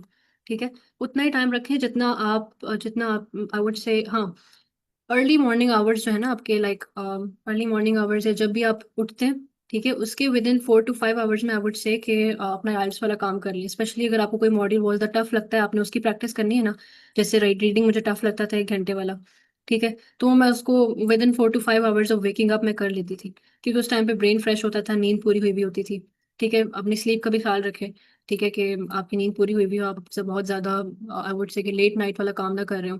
ठीक है, तो यस ये चीज़ है, उतना ही करें जितना आप आई वुड से कि जिसमें आप इजीली मैनेज कर सकें, थके ना। Yes. Next next Munib Hussain. जी अस्सलाम वालेकुम। जी वालेकुम सलाम। अच्छा मैम, मैंने ना अपना आइट से दे दिया हुआ है, मेरे ओवरऑल 7 है, लेकिन ना स्पीकिंग में मेरे 5.5 बैंड आए हैं। तो अब मैं यानी कि रीटेक का सोच रहा हूँ, तो उसके हिसाब से मुझे किस तरह तैयारी करनी चाहिए।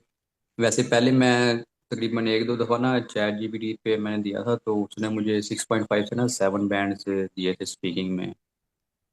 और बाकी वो जो असद याकूब वाली बुक है वो भी पढ़ी थी, लेकिन एग्ज़ाम में मेरे 5.5 बैंड आए हैं स्पीकिंग में ना। सर आपने जो टेस्ट वगैरह आपने प्रैक्टिस किए थे एग्जाम से पहले, वो सिर्फ चैट जीपीटी से जो आप बता रहे हैं, दो जो आपने किए थे बस वही थे? जी वैसे ये अपना इधर आईकोर गुरु पे भी ना कोई 5 से 6 दफ़ा स्पीकिंग टेस्ट जो होते हैं वो भी दिए थे, और चैट जीपीटी पे बस ये 2 ही दिए।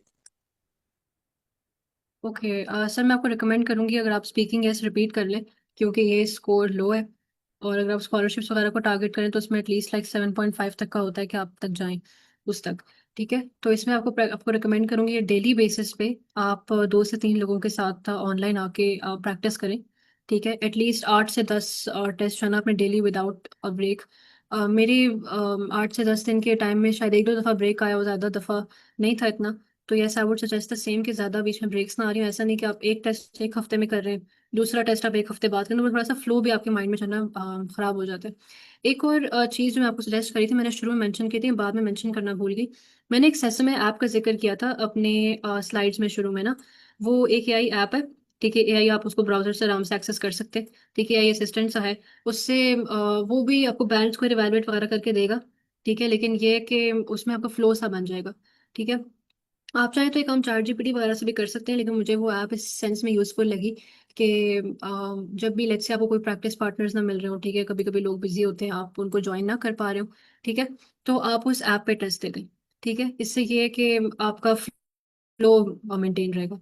और यस, मैं आपको ये सजेस्ट करूंगी कि ज़्यादा से ज़्यादा मॉक टेस्ट दें डेली विद आईकोड मॉडरेटर्स, और उनसे फीडबैक लें ट्रू कि आपके किस, और आप इवन ये भी कर सकते हैं कि अपनी स्पीकिंग को ना रिकॉर्ड कर लें, उस सेशन को जिसमें आपने टेस्ट दिया, और उसको बाद में दोबारा सुने, उसमें अपनी फ्लुएंसी जज करें, ग्रामर जज करें, वोकैबलरी यूजेज जज करें।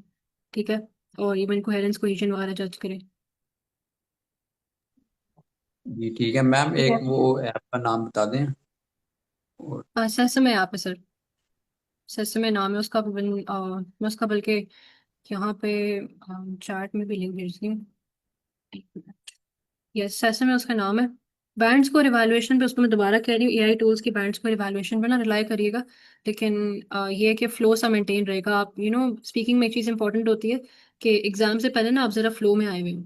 ठीक है, ऐसा नहीं कि आप जब एग्जाम टाइम पे बोल रहे हैं तो आप 1 महीने बाद इंग्लिश बोल रहे हैं।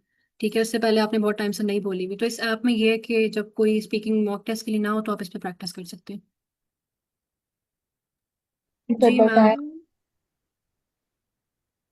मैम मेरा क्वेश्चन ये है कि हम क्यू कार्ड के ऊपर पॉइंट्स लिख सकते हैं, या हमारे पास एक्स्ट्रा पेपर पेन होता है जिसपे हम अगर पॉइंट्स लिखना चाहते हैं? जी, आपके पास क्यू कार्ड पे तो आप नहीं लिख सकते, लेकिन ये आपको एक्स्ट्रा पेपर और पेन प्रोवाइडेड होता है, आप उससे नोट्स बना सकते हैं। और मैम एक और क्वेश्चन है, आप क्या रिकमेंड करेंगे, ब्रिटिश काउंसिल या फिर आईडीपी, किसके थ्रू किया जाए?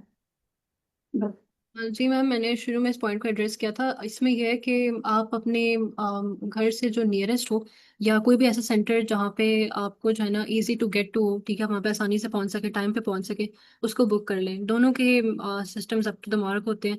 दोनों आई वुड से कि स्टैंडर्ड उनके बहुत अच्छे हैं। ठीक है, दोनों में से कोई बुरा या अच्छा नहीं है, आप दोनों में से किसी पे भी जा सकते हैं, जो सा आपके घर के करीब हो, जहाँ पे आसानी से जा सकें, वो बुक करा लें बस। ओके। जी मैम, परवा प्लीज क्वेश्चन कीजिए। जी मेरा क्वेश्चन है कि जो हमारे पास फिजिकल या कंप्यूटर बेस्ड टेस्ट होते हैं regarding writing, is it the case कि उसमें हमारे पास दोनों तरह के ऑप्शंस होते हैं, और is it just for speaking? क्या जो बाकी तीनों होते हैं वो तीनों कंप्यूटर के ऊपर होते हैं, या are they also on like physical basis? And regarding writing, जो राइटिंग वाला word best would you recommend, कि should it be on paper और should it be on computer? अच्छा, इसमें यह है कि मैम ऑप्शन एक ही होती है। अगर आपने कंप्यूटर बेस्ड टेस्ट चूज किया तो आपको कंप्यूटर बेस्ड ही देना पड़ेगा। स्पीकिंग के लिए वो डिपेंड करता है, वो हो सकता है आपको सेंटर वाला चेंज कर दें, या आपने जिस तरह भी चूज किया, वीडियो कॉल और क्या कहते हैं इन पर्सन, दोनों की ऑप्शन होती है आपके पास। बाकी जो 3 मॉड्यूल्स अगर आपने कंप्यूटर बेस्ड चूज किया वो आपके कंप्यूटर पे ही होंगे। ठीक है, जो कुछ पेपर वगैरह एक्स्ट्रा प्रोवाइड किए जाते हैं उस पर जो लिखा जाता है वो आपकी अपनी हेल्प के लिए होता है, वो एक्चुअल एग्जाम में आपको कंसिडर नहीं होता। इसके अलावा मैं कौन सा रिकमेंड करूँगी, अगर तो आपकी टाइपिंग स्पीड अच्छी है ना तो आप कंप्यूटर बेस्ड की तरफ चली जाए। क्योंकि मेरी टाइपिंग स्पीड अच्छी थी तो मैंने कहा कि कंप्यूटर बेस्ड वुड भी बेटर है। मुझे स्पेशली राइटिंग मॉड्यूल में इस चीज़ की काफ़ी हेल्प हुई थी कि मैंने टाइम से ना तकरीबन कोई 5-6 मिनट पहले ख़त्म कर लिया था। और सिमिलरली फॉर अदर मॉड्यूल्स मुझे ये चीज़ काफ़ी हेल्पफुल लगी, टाइपिंग स्पीड अच्छी होने की वजह से कंप्यूटर बेस्ड टेस्ट हेल्पफुल होते हैं। अगर आपको लगता है पेपर बेस्ड टेस्ट इजी होगा तो आप उस पे भी जा सकती हैं, लेकिन आई हर्ड के वो काफ़ी जगहों पे ख़त्म हो गई। आपको देखना पड़ेगा कि आपका सेंटर ऑफर कर रहा है या नहीं पेपर बेस्ड टेस्ट। और पेपर बेस्ड में इवन ये भी होता है कि जब मैंने एक दफ़ा इससे पहले आइल्स दिया था तो वो मैंने पेपर बेस्ड दिया था, it was around like 3 years ago। मुझे इसमें ये बहुत प्रॉब्लम हुई थी राइटिंग में स्पेशली कि जैसे आप कोई चीज़ इरेज करना चाह रहे हैं, ठीक है, अब आपने इतना ज़्यादा वो मेसी हो जाएगा इरेज कर करके कि आप कहेंगे यार अब तो एग्जामिनर को समझ ही नहीं आ गई, मेरे साथ हुआ था। तो कंप्यूटर बेस में ये नहीं है, आपको वर्ड काउंट भी बताता रहता है। मैंने वर्ड काउंट पे भी टाइम ज़ाया किया था अपना पिछले टेस्ट में, वर्ड काउंट कर रही थी बैठ के वर्ड्स कितने हुए हैं। कंप्यूटर बेस में आपको इस चीज़ की परवाह करने की भी ज़रूरत नहीं है, तो मैं वैसे कंप्यूटर बेस्ड ही रिकमेंड करती हूँ। Perfect, thank you. जी रीता मैम, चैट में क्वेश्चन है। सुहाय पूछ रही हैं कि आपने आईडीपी दिया था या ब्रिटिश दिया था, या आपने दोनों मेंशन किए हैं। सेकंड उनका क्वेश्चन है कि आप बताएं कि अगर ब्रिटिश वो चूज करती हैं तो उसके में वो मॉक दे सकती हैं ओके, पीरियड आईडीपी एग्जाम में से पहले। जी जी, मैंने आईडीपी शुरू में रियल टेस्ट जो मेरा था वो ब्रिटिश काउंसिल के थ्रू ही मैंने दिया था। जब अपने बुक कराया था वो ब्रिटिश काउंसिल के ही थ्रू था। आईडीपी के थ्रू मैंने मॉक टेस्ट दिया था। वो एक फ्री सर्विस होती है, उसके लिए आपको कोई पेमेंट वगैरह करने की जरूरत नहीं पड़ती, वो कोई भी ले सकता है। ठीक है, आप आईडीपी नियरेस्ट सेंटर अपना उनको कॉल करें, ठीक है, आप उनको बोले यार आप मॉक टेस्ट देना चाह रहे हैं, वो आपको डिटेल्स सारी जनरल सेंड कर देंगे कि आप किस तरह किस टाइम आए। ठीक है, 3 मॉड्यूल्स का वो टेस्ट आपको अलाउ करते हैं, बैंड स्कोर वो आपको नहीं बताते, लिसनिंग रीडिंग राइटिंग वो आपको अटेम्प्ट करने देते हैं। ये मैं आपको इसलिए कह रही थी, रिकमेंड करी थी मॉक टेस्ट, क्योंकि इससे ना आपको एनवायरनमेंट से थोड़ी फेमिलियरिटी हो जाती है कि इक्विपमेंट कैसा होगा, एग्जाम पैटर्न रियल कैसे होते हैं, ठीक है, एनवायरनमेंट वगैरह कैसा होगा। इस वजह से आप करना चाहें तो कर सकते हैं, it's your choice, it's good to go for it, but it's not I mean compulsory. और यस, ब्रिटिश काउंसिल वाले मेरा नहीं ख्याल, मैंने वैसे चेक नहीं किया, but you can call them nearest centre, आप उनसे पूछे अगर आप आपको फ्री मॉक टेस्ट ऑफर करते हैं या नहीं टेस्ट से पहले।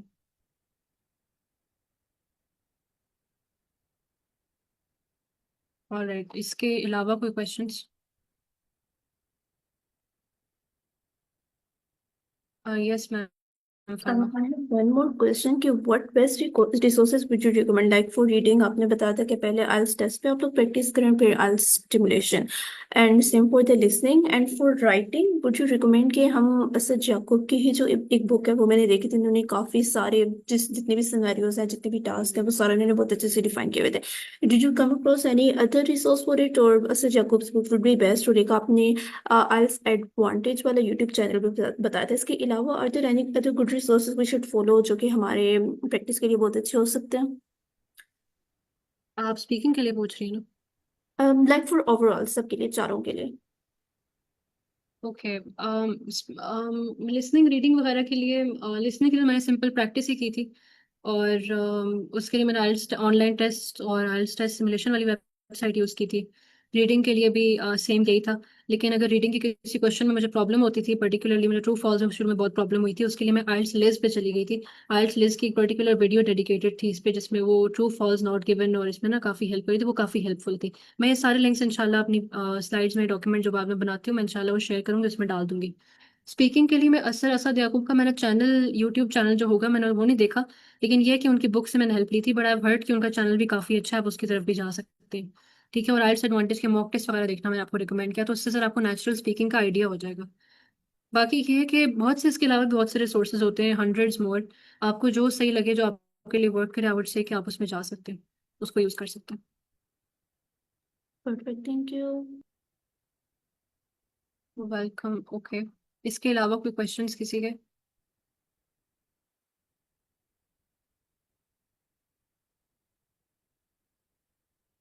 ओके, चैट में यस, समवन इज आस्किंग कि स्लाइड्स वगैरह मीटिंग के बाद शेयर हो जाएंगे, तो yes definitely I will share इंशाल्लाह। Even I might make a LinkedIn post about it जिसमें मैं सारी रिसोर्सेज बाद में डाल दूंगी। And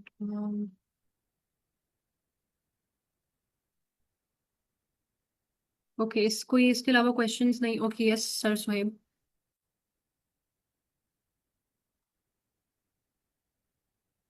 ma'am Audible? हाँ जी जी मैम सर। आप क्या रिकमेंड करते हैं कि हमें कब आइट्स का टेस्ट बुक करना चाहिए? ओके, ये मैंने अभी एड्रेस किया था। सर इसमें यही है कि आपको जितना लगता है कि आपको प्रिपरेशन टाइम लगेगा ना आइल्स में, आप उतने टाइम बाद के लिए बुक कर लें। मैंने अपने आप को 1 मंथ का टाइम दिया था कि मैं 1 मंथ में प्रैक्टिस वगैरह करके दे दूंगी, ठीक है। लेकिन इसमें कोई फिक्स टाइम नहीं है। मैं ये नहीं कह सकती आप 2 मंथ्स प्रिपेयर करें सिर्फ, या 1 मंथ प्रिपेयर करें तो आपके लिए काफ़ी होगा। ये डिफर करता है, हर बंदे की प्रैक्टिस पे डिफर डिफर करता है। हर बंदे को हो सकता है, अगर हो सकता है आप लोगों की प्रैक्टिस 50 टेस्ट में हो जाए लिसनिंग के लिए, किसी की प्रैक्टिस 70-80 टेस्ट में हो जाए लिसनिंग के लिए, ठीक है। तो ये डिपेंड करता है। एंड इसके अलावा इवन कुछ लोग ये भी करते हैं कि आपको अगर लग जाए कि यार आप रेडी हैं, ठीक है, वैसे आपको 100% रेडी कभी भी फील नहीं होता, तो आप उसके 1-2 दिन बाद टेस्ट बुक करा लें, ठीक है। वैसे आई रिकमेंड कि अपने आप को थोड़ा सा टाइम दें, 1 महीने का, और उसके बाद बस बुक करा दें। उसके बाद जैसी भी तैयारी हो दे के आ जाए। और मैम जब हम बुक करते हैं तो उसके कितने दिन बाद हमारा टेस्ट डेट देते हैं हमें, या हमें वेट करना पड़ता है थोड़ा सा? बुक करने के बाद कंफर्मेशन का पूछ रहे हैं आप? यस मैम, हमारा टेस्ट कितने दिन तक हो सकते हैं? ओके, मेरे केस में वो विदिन 24 आवर्स आ गया था। मैंने वैसे ऑनलाइन उसमें पेमेंट में किया था सिस्टम, लेकिन आई हर्ड के वो एक और पेमेंट मेथड भी बताते हैं कि आप किसी बैंक की ब्रांच पे जाके पेमेंट कराएं। पेमेंट जब आप करेंगे, पेमेंट की 24 आवर्स बाद आ जाएगी। I am not sure bank वाले में वो आपको कितनी टाइम में करेगा, लेकिन वो इंशाल्लाह हो ही जाता है। वैसे I recommend online payment, smooth system है वो, उसको आप उसकी तरफ जाएं पेमेंट के लिए, ताकि आपको विदिन 24 आवर्स सेफली वो मैसेज आ जाए। Thank you ma'am. Yes ma'am Shaista. First of all ma'am thank you कि आपने इतनी डिटेल से वर्कशॉप जो है वो दी।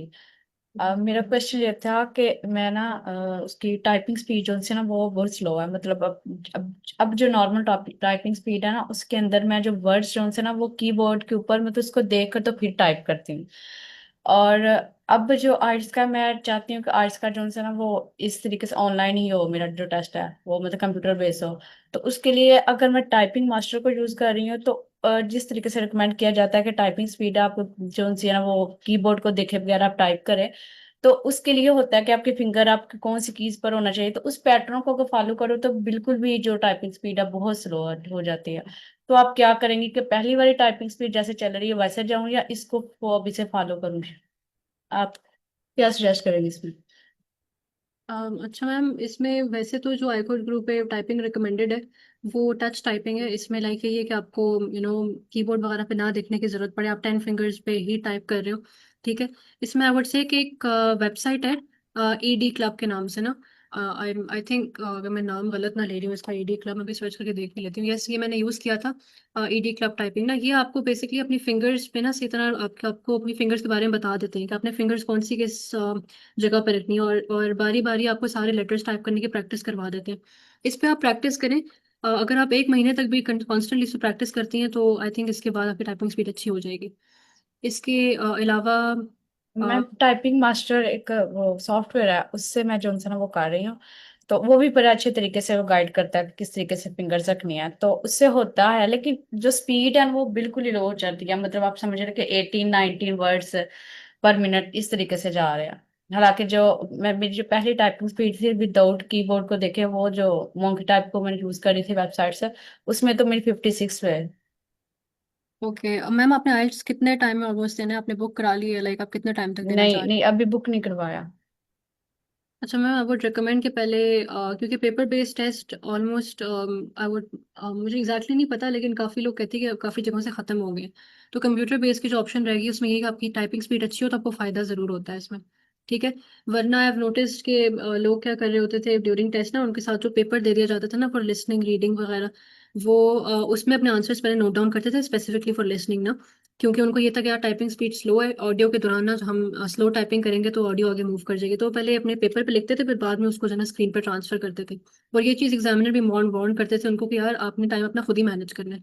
इसके लिए मैं आपको ये रिकमेंड करूंगी कि आप पहले अपनी टाइपिंग स्पीड पे काम करें, ठीक है। जो भी आपको सॉफ्टवेयर ईजी लगता है आप उस पर प्रैक्टिस करके फिर आप आइल्स बुक कराएं। अपना आइल्स प्रैक्टिस के साथ साथ आप आधा घंटा एटलीस्ट अपनी प्रैक्टिस को डेडिकेट कर दे डेली, तो आई थिंक अगर इवन 40 to 50 वर्ड्स पर मिनट तक भी चला जाता है आपका, तो शायद आई थिंक आपको बेटर हो सकता है उसमें। लेकिन ये है कि typing speed is an important skill, वो आपको लर्न करनी चाहिए। Okay ma'am, thank you. Yes ma'am, Amal.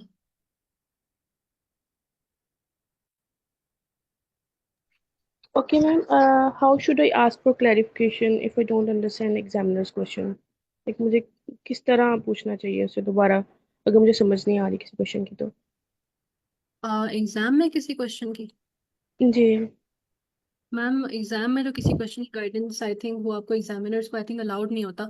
As far as I know नहीं वो नहीं, आपको एग्जाम। लाइक स्पीकिंग में अगर वो मुझे कोई क्वेश्चन पूछ रहा है तो मुझे उसकी समझ नहीं आई तो मैं उसको किस तरह पूछ सकती हूँ दोबारा से। हाँ, वो ऑफ कोर्स आपको कोई क्वेश्चन ना समझा आप उनसे रिपीट करवा लें। ठीक है, मैंने भी इवन किया था उस दौरान कि मुझे कोई उनके वर्ड्स क्लियर नहीं समझा तो मैंने उनसे कहा था आप काइंडली रिपीट कर दें।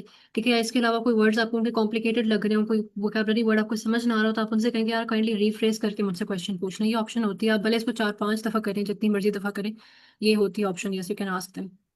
ओके, और जो पोजेज हम मतलब होती हैं उसकी वजह से बैंड स्कोर अफेक्ट होता है? नहीं मैम, जो नेचुरल पॉजेज होते हैं उसकी वजह से बैंड स्कोर बिल्कुल बिल्कुल भी इफेक्ट नहीं होता। इसकी वजह से ही मैं आइल्स एडवांटेज में मॉक टेस्ट देना रिकमेंड करती हूँ, क्योंकि वो उसमें नेचुरल स्पीकिंग में भी आई वुड से कि बीच में 1-2 सेकंड का वो लोग पॉज ले रहे होते हैं। इवन मैंने अपने आंसर्स के दौरान भी, मुझे याद है, मैं कोई 2-3 सेकंड के लिए पॉज कर दी थी बीच में, and I did that for like 2 to 3 times. ठीक है, या तो मैं कोई वर्ड सोच रही थी या मैं कोई आइडियाज वगैरह सोच रही थी। ठीक है, अगर तो ये ओकेजनली हो रहा है नेचुरल स्पीकिंग में, तो ये ना कि आप जो आंसर्स का आपका फ्लो चल रहा है उसमें थोड़ा बहुत आपने बीच में गैप ले लिया, थोड़ा पॉज करके अगली बात के, तो उसमें दैट्स फाइन, उससे आपका बैंड स्कोर इफेक्ट नहीं होता। हाँ, बहुत ज्यादा अगर ये हो रहा है कि आप 3-4 सेकंड के गैप ले रहे हैं अपने बोलने के बीच में, तो हाँ उससे बैंड स्कोर इफेक्ट होता है, उसका फ्लुएंसी वगैरह आपकी इफेक्ट होती है, उसकी आपको प्रैक्टिस करनी है फिर। ओके। ओके मैम, अगर हम लाइक एक्चुअल एग्जाम में अगर किसी क्वेश्चन में क्यू कार्ड में हम मतलब आइडियाज नहीं आ रहे तो फिर उस टाइम पे क्या हो सकता है? इसमें आई कैन ओनली सजेस्ट कि आप इसमें फेक कुछ भी अपनी तरफ से बना के बता दें। ठीक है, जैसे फॉर एग्जांपल आपको वो कह रहा हो कि describe an old person you met and you got impressed with him, इस तरह का क्यू कार्ड था मुझे याद है ड्यूरिंग माई प्रैक्टिस ना। अब लेट्स से आपको इस तरह का ना कोई सिनेरियो याद नहीं आ रहा, ठीक है, अपनी तरफ से बना लें कि मैं एक दफ़ा जो है ना एक जगह पे गई थी, वहाँ पे एक जो है ना मुझे ओल्ड पर्सन मिले। ठीक है, वो एक बूढ़ा बंदा था, वो रोड क्रॉस कर रहा था, फिर वैसे अपनी तरफ से ना कहानी ऐड कर ली। वो आपको फिर अपनी तरफ से बनाना पड़ता है, इस चीज़ की आपको मॉक टेस्ट के थ्रू प्रैक्टिस करनी पड़ेगी, कैसे अपनी फेक चीज़ें अपनी तरफ से बनानी है। Okay, and miss one more question है कि एक्सेंट कितना ज़रूरी है, लाइक क्लैरिटी होनी चाहिए प्रोनाउंसिएशन में या फिर लाइक एक्सेंट पे भी करना चाहिए हमें प्रैक्टिस? जी जी मैम, ये एक्सेंट बिल्कुल भी मैटर नहीं करता, एज लॉन्ग एज जो आप वर्ड्स प्रोनाउंस कर रहे हैं, आपकी प्रोनाउंसिएशन का भी एक क्राइटेरिया होता है ना बैंड में। अगर आपकी वर्ड्स प्रोनाउंसिएशन ठीक है, एग्जामिनर को आपकी बात समझ आ रही है, तो फिर सही है, you good to go, accent matter नहीं करता। और एक और बात मैं आपकी पिछली बात में ऐड कर दूं कि जब आपको आइडियाज ना आ रहे हो, जैसे लेट्स से एग्जामिनर ने आपसे कोई क्वेश्चन पूछा है, ठीक है, आपको थोड़ा सा टाइम चाहिए उसमें सोचने, तो आप उनसे बोल दें कि just let me think about it for 2 seconds, या इस तरह कुछ कह दिए कि यार that's a good question, let me think about it for 2 seconds, या just give me a few seconds to make points about it, इस तरह करके आप उनको कह दें to take a few seconds। Okay. Okay miss, thank you. Welcome जी, sir Anees. अस्सलाम वालेकुम। वालेकुम सलाम। मेरा एक तो आपने जो एआई टूल बताया था ब्रिटिश काउंसिल का, जो एआई टूल है उसका हम्म नाम बता दें, और मॉक टेस्ट के लिए कैसे अप्लाई कर सकते हैं। जैसे आपने बताया कि आपने मॉक टेस्ट के लिए भी वो 3 मॉड्यूल का मॉक टेस्ट अलाउ करते हैं। जी जी, आपने एआई उसके बारे में क्या पूछा, आप उसका नाम पूछ रहे हैं, ब्रिटिश काउंसिल वाला जो टूल है? जी जी, वो आपने लिंक जो दिया था ना वो नहीं चल रहा। अच्छा, वो जो था ना वो डिफरेंट है।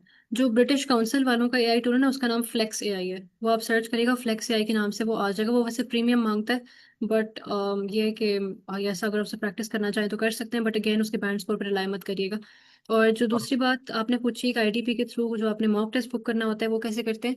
आप अपने हाँ जी। नियरेस्ट आईडीपी टेस्ट सेंटर को कॉल करें। ठीक है, जो सा भी आपके आसपास जिससे भी जो ना आपको इजी लगे, उसको आप उनको कॉल करें।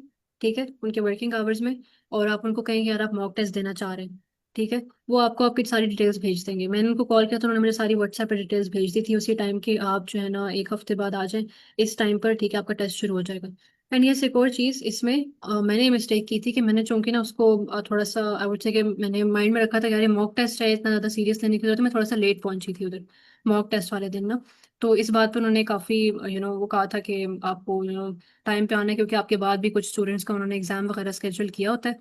तो आपको शायद वो सारे मॉड्यूल्स का फिर उस तरीके से टाइम ना दे सके अगर आप टाइम पे ना पहुंचे तो। Thank you. वेलकम।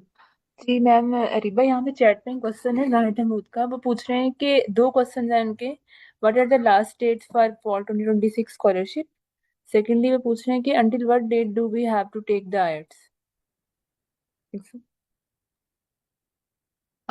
अच्छा, इसमें ये है कि आप आजकल में ही आइल्स दे दें, ठीक है, मैक्सिमम जो है आप दे दें, आई वुड से कि सितंबर मिड तक दे दें, ठीक है। और लास्ट डेट्स वाले के क्वेश्चन के बारे में ना आप ये काइंडली आज 5 PM पे सेशन होगा स्कॉलरशिप गाइडेंस वाला ना, आप उसमें क्वेश्चन पूछिए या फिर आप मैंने स्लैक में क्वेश्चन डाल दें, मुझे एग्जैक्ट इसका नहीं पता। आप इस स्लैक में क्वेश्चन डालिएगा, bring your questions scholarship guidance वाले चैनल में, आपको वहाँ मॉडरेटर्स गाइड कर देंगे इंशाल्लाह।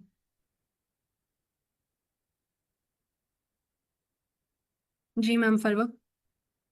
माय क्वेश्चन इज कि जो हमारे पास ब्रिटिश कौंसिल का मॉक टेस्ट होता है, is this facility only available जब हम ब्रिटिश कौंसिल के साथ अपना टेस्ट बुक कर लेते हैं, या हम वैसे भी कर सकते हैं उनके साथ?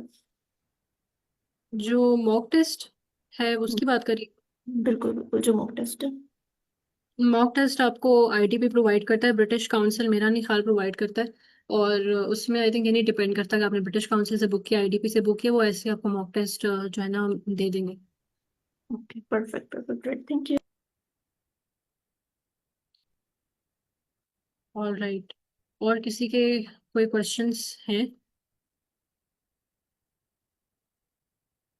जी सर, मोहम्मद समी।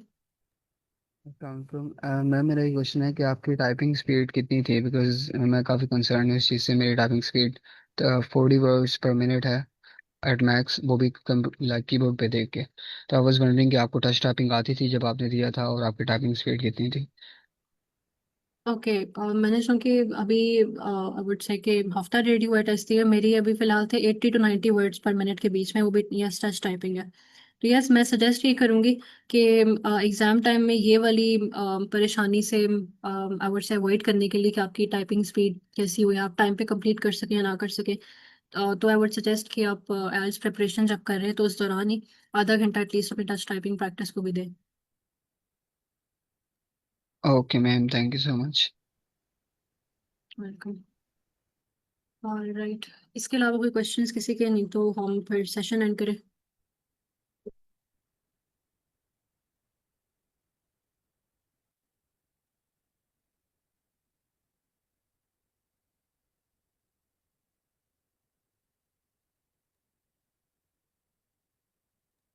ऑलराइट, आई गेस किसी के क्वेश्चंस नहीं है, तो I guess then let's end the session. मैं इसके बाद स्लाइड्स और maybe I make a document about it जिसमें मैं सारी ये सोर्सेज लिंक्स वगैरह भी शेयर कर दूंगी, तो you can see from there as well इंशाल्लाह। तो ऑलराइट, अल्लाह हाफिज़ everyone, thank you so much. Okay participants, बहुत शुक्रिया, अल्लाह हाफिज।